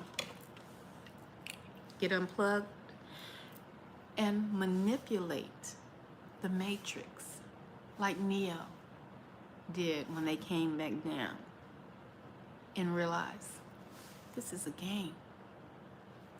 How are you going to play it? Right? They didn't come back and say, woe is me. They came back and dodged the bullets. So let me get into these comments. I know some of them were way up here when I first started. God spoke the creation into existence, and we are made in his image. So yes, we can speak things into existence. To God be the glory. That's right, Tanya. Mr. Smith's get these behind me. Get thee behind me, Satan. Get thee behind me, Satan. Because that's all a Mr. Smith is a imp, a worker of iniquity. Yeah, a imp. Satan. 93% of communication is nonverbal cues, body language, the speed at which the message is relayed. Come through. Come on through, Tanya. Tone of voice and etc. Yes, I love it. Hit that one on the head. Yes, yes, I saw that one. You are a motivator. Okay, yeah, we saw those. The tiny print. Okay. Oh, Tanya. So, is it Tonya? Well, because I see Tanya with an A. Is that Tonya? I don't even know if they're here more. How do you say that? Is it Tonya with, because I see the O. Tonya? Am I saying Tonya or should it be Tanya? If you're still here. I told y'all got to break stuff down. I mean, that's not a kind of common name, but I don't know if you're pronouncing it Tonya or Tanya. All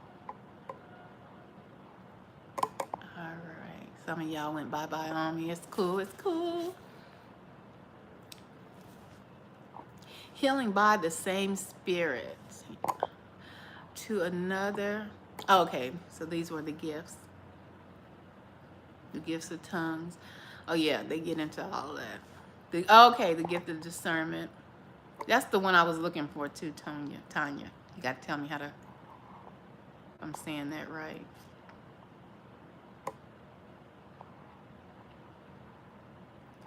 And LD, I do appreciate you saying Ethereal, because that is the new name, the new channel name, and it may become my name, my government, as we call it, our government name. Still figure that one out. All right. This a different topic.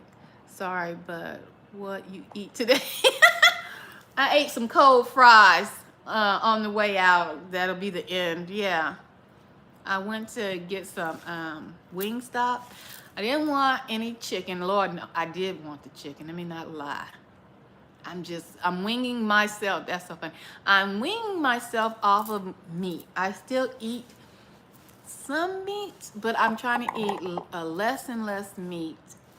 The weird thing is, guys, so to answer your question, I wanted their fries because I like their fries with their, with some, every now and again. I don't eat them often. Let me tell you something. I ordered fries and some corn, y'all. Y'all wanna know how much that cost me? No meat. Y'all think, because I'm all about proving. Let me show y'all this. I ordered fries and corn. All of it. I'll put these fries in the doggone microwave because the devil is alive. I let it go to waste. They look burnt, but they're not burnt.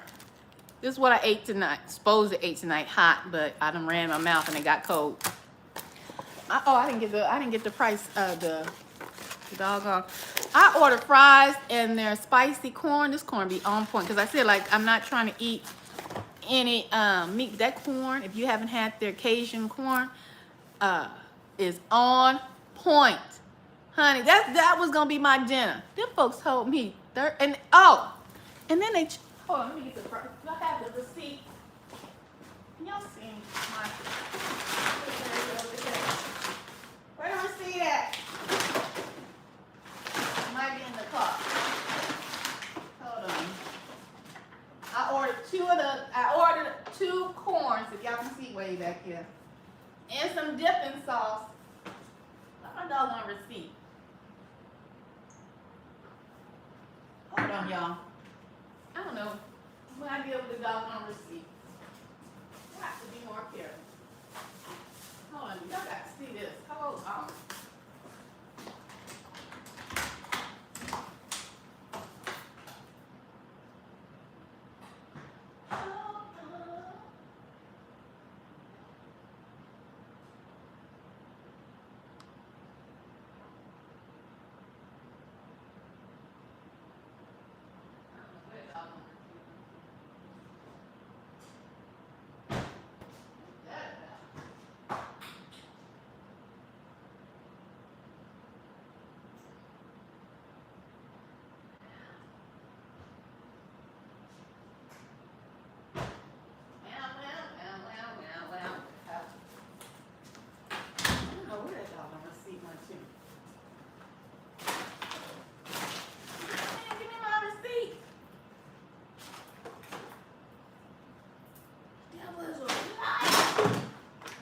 Okay. Anyway, y'all, the world tripping. The world is smooth tripping. I ordered fries and some Cajun corn. That stuff came in a blue cheese dipping sauce because I like to dip my fries in. $13. I tried to have a straight face, like I didn't want to say what. Huh? $13 for some fries and some corn? I know you a liar. You $13. Y'all, let me say something. Oh gosh, I said I'm gonna get off of this. For you people that my chosen ones, my targeted individuals, and people that just stopping by. I've been hearing that word tap in a lot. Tap into this knowledge. Don't you run your behind out here. And I know it's hard for y'all to break these traditions of men. I know it's hard. But don't y'all run y'all behind out here buying all these presents for these children. Don't do it. Because they getting ready. I mean, they're hitting us in the pocket already. Y'all run your behind out here and spend your last $2 on Christmas presents, only to lie to your children and say a jolly white Santa Claus then came down a chimney that you don't even own. You live in an apartment. He done creeped into the house and left these doggone children all these presents, and you can't even afford these doggone presents, and you know the economy is I told you I just bought fries and corn. And let me show y'all something. Let me show you how the hustle is. Y'all know nothing about no hustle. This is a hustle. This is the Cajun corn. I ain't gonna lie, Wingstop, I'm gonna give you your ups. This Cajun corn, if I find out how to cook it, ooh, it's over for 'em. This is the hustle. This is the Cajun corn, y'all. I told you I spent $13. I'm gonna show y'all the hustle. What is that? What is that? That's one piece of corn. So I bought 2 orders of this. So that's just 2 pieces of corn. When you can go to the store and buy a whole, spitting food out. You can go to the store and buy a whole doggone bag full of corn. I don't know how much it costs these days. I mean, that's just a little hot seasoning and whatever's on there. And some fries, $13. That's 2 pieces of corn. They just chopped it and made it small. The hustle is real. I'm gonna get my behind off of this because I have to keep showing y'all stuff because I went. how they charging you more but giving you less. They're charging you more but giving you less. And you run your behind out here for these man-made holidays and trying to stunt on your neighbor, trying to outdo the Joneses and all that, this and that. You might not even have kids, but you might buy yourself some stuff and proclaim some Negro down the block and bought you all these Birkin bags. And stop it. Stop it right now. You gonna need them coins. I don't care if you got coins. You gonna need your coins, okay? Do y'all see this? Do y'all see this right here? No, y'all don't even understand how small this is. I need something to give you the dimensions so you can, what can show the dimensions of this? Okay, the top of the pen. Y'all see the top of this pen? This is a pen, a staller, right? Right? A style, I guess that's what they call it, whatever. Just a little pen. Y'all see the top of this pen? Y'all see how big this mint is? This came from Sonic. I had got some water, some ice or something from Sonic the other day. And no, I had got a burrito, something. A breakfast, vegetarian breakfast burrito. That's what I got. Y'all see the top of this dog? This is a pen. Y'all see this mint? Do you see the size of this mint? Wait a minute, let me get my head out the frame so you can see. Put it up here. It ain't that much bigger than the size of this pen top. This mint. My people, my peeps, they giving you less, but you pay for more. Even because these are like trinkets that they would put in your Sonic bag or anything. Guys, the size of a mint used to be this big. This big. A candy mint. Y'all know, if you know, you know. The size of a mint used to be this big. I can't even get you to understand how tiny that mint is. We talked about foods and stuff before, although they really just, you know how I'm feeling about foods. Hell, I'm starting to only eat one time a day. And that, I think something is going on with my body and probably with some of you guys' body. My body is regulating its doggone self. It's like it moved to autopilot. But anyway, they're giving you less food for more and you're paying more, and you're going to go out here and spend all your coins on doggone stuff you don't need, stuff after you wear it, after you stun on them. After you go somewhere and nobody paid attention to you and what you got on, after the holidays are over, then you looking crazy. After the kids done unwrap the presents, they don't even go outside and play no more. So after they unwrap the presents, probably play with it on the little Xbox or whatever a couple of times, and they on to the next one. They want something new, and you ain't gonna have to duck it for it because they're giving you less for a little nothing. Y'all, I was so upset the other day, yesterday, matter of fact. I'm so sick of this AI stuff, and I'm mad at, not too much mad at myself. I'm mad at the world with everybody being so excited about this AI and the future of technology, and I was tired. You know, we go to work. If you work in the system, then you have to go to the store, right? You got a little bit of groceries, so you go to the line for the self-checkout, 15 items or less. The knucklehead people in line, they got about 21 items. You trying to get out the store, right? They know they supposed to be in the other lanes. They down in the 15 items or less line with about 20, 21, 23 items. You look down and you're like, dang, well, let me carry my behind on to the self-checkout. Go to self-checkout. Ding, ding. You tired. Ding. You ringing up your own groceries. Ding, ding.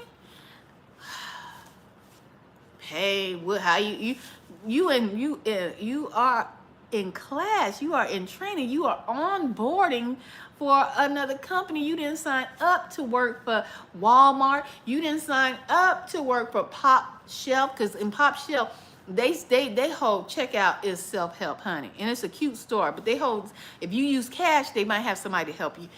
You go in there, the whole, I looked around. What? Oh, self checkout. You done work. You onboarding. You learning how to work their system.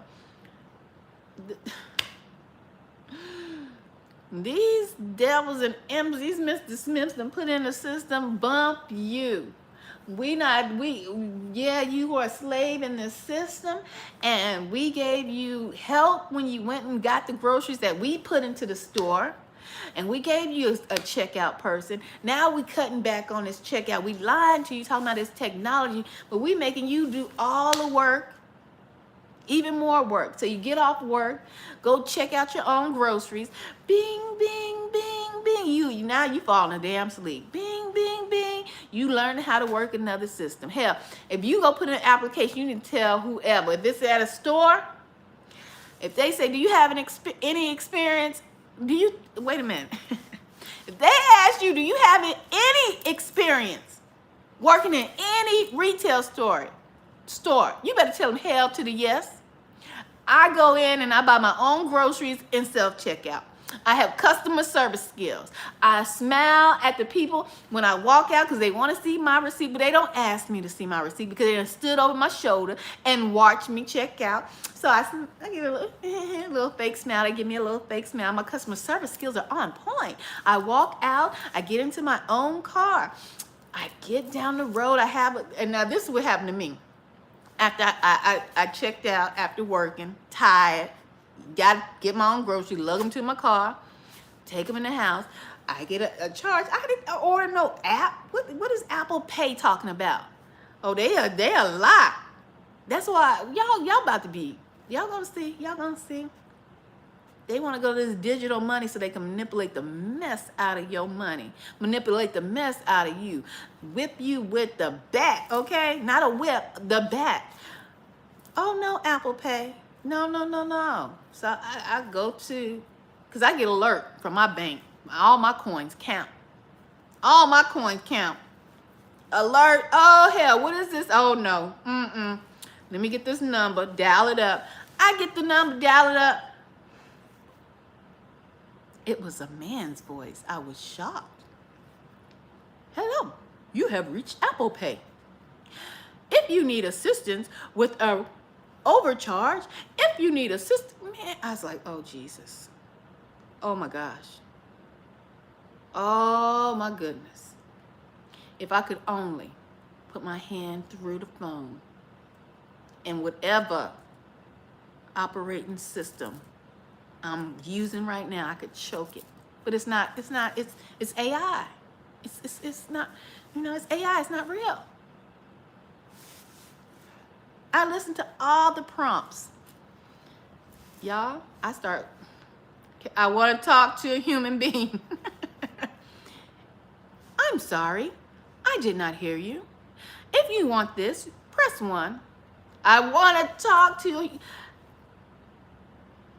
I yelled at that thing 3 times. It hung up on me 3 times. It's forcing us to do all of the work. Work all day. Go and bag your own stuff. Pay for your own stuff. You have an issue, become the customer service operator for Apple. Go onto our website. Would you like for me to send you the link? Oh, here is the link. Become the customer service rep for Apple. Go on to how many apps do all these companies think that you can download onto your phone before your phone crashes? Because everyone has the app and everyone wants you to use the app. Oh, you want to pay your electric bill? You know you can pay your electric bill. We have an app. We have an app for that. We want you to work and work and work, and everybody doesn't realize this is just a slave mentality. They want you to be just part of this matrix. So I went on a rant because somebody asked me what I eat today, and I wind up here about this doggone matrix. And that's why I say, no, if I'm gonna be here, in the matrix and experience this life, well, baby, baby, okay, let me just put this out here. Let me put this out here. I'm tired of the AI, but I know the AI has to do its thing, and we have to run this course. So I'm gonna travel around the world. Been around the world and now, yeah, I can't find my baby. Well, it's not about finding my baby, but I'm gonna travel, and I need an assistant as well. Because when I don't feel like dealing with AI, and I don't want to have a headache from dealing with AI, I need a human being, a physical person that I can delegate that work for me. See, I'm gonna, create my own world, and that's what you guys really. I know it sounds just ludicrous. I know it sounds crazy. It's the real deal. I've started to come really into the knowledge of we are truly the creators. And if you create misery and the depths of despair, well, guess what you're going to get back? The depths of despair, misery. Truly. Okay, it looks good though. Yeah, it's cold as I don't know what. Now I got a microwave, and I'm trying to get away. Y'all get away from microwaving y'all food too, because I'm trying not to microwave, but it's about to get nuked tonight. I ain't about to waste $13. God dog it. I'm pissed off. Lots of love. All right now. Okay, Hush Little Matrix. I saw you putting some Hush Little Matrix is new to my channel, guys. Yeah, I hope y'all ain't showing no love, so I don't know if some of y'all might be bots. Some of y'all might be bots, but Hush Little Matrix been showing love on some of my comments. But I don't think she's a bot, because I did go check out your channel, and you had some videos up. So my toddler said anyone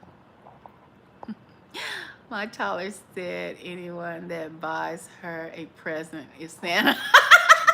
I know that's right. Santa is you and Cousin Boo. Huh? Okay, that's too funny. That looks yummy. I'm so bad. It would have been on point had it been hot. But it is what it is. You're human. I think you were. Who is this? Who is this human? Anthony. Hey, what's up, Anthony? You were on Smooth Groove Sunday. Yeah, and Friday night. Last Friday night you were there when I did a late night drop. I don't know why. You know what? I think I worked at the radio, or being a kid growing up, listening to old school radio when it was real radio and real music. And, when you had the slow jams, you listened to the radio when you had a crush on somebody, and you call the radio up. You be like, "Oh, I got through, girl. I got through. Yes, I would like to give a dedication to John. Yes. Yeah. Come and talk to me. Yeah, okay." And then you listen to the radio, and then the DJ would come on. "This is the Quiet Storm, and I just got a call from Nicole, and she wants John to know. Come and talk to her, John." And then he drops the beat, and then Tavis comes on, whatever his name is. "Come and talk to me." And everybody in the house screaming, "Ah!" When living we thought was living, it still was part of the Matrix, but it was a little better than this. You know what I'm saying? But when I be switching up Smooth Groove Sunday, we had a tea party, and Anthony was there. And Anthony was there Friday night, and he says he is a human. So that's another thing. I am going to go ahead and sign off. I think this Sunday we might do another Smooth Groove Sunday, but I need a topic. I need a topic, or I need something to do, or maybe we have a mukbang, you know, let me try. But like trying something that's cold. I don't know if it'll taste good. No. Ooh, the seasoning's pop. It's spicy. But you know, you need to break away. Oh, wait. That, child, that probably some slap your mama seasoning on there, because that stuff is spicy. So I might do another smooth groove Sunday. If y'all give me a topic, even if when this live ends, if you drop a topic in the comments, I'll do it. If it's not nothing just out there, just totally crazy, but you know, just to have fun. Okay, guys, so I am out. I know I bumped my gums longer. If I say it's gonna be short, y'all just need to buckle up and hold on tight. If I say my live is gonna be short, no, buckle up, hold on tight, because I'm gonna take you on a ride, okay? And I'm out, and much, much love.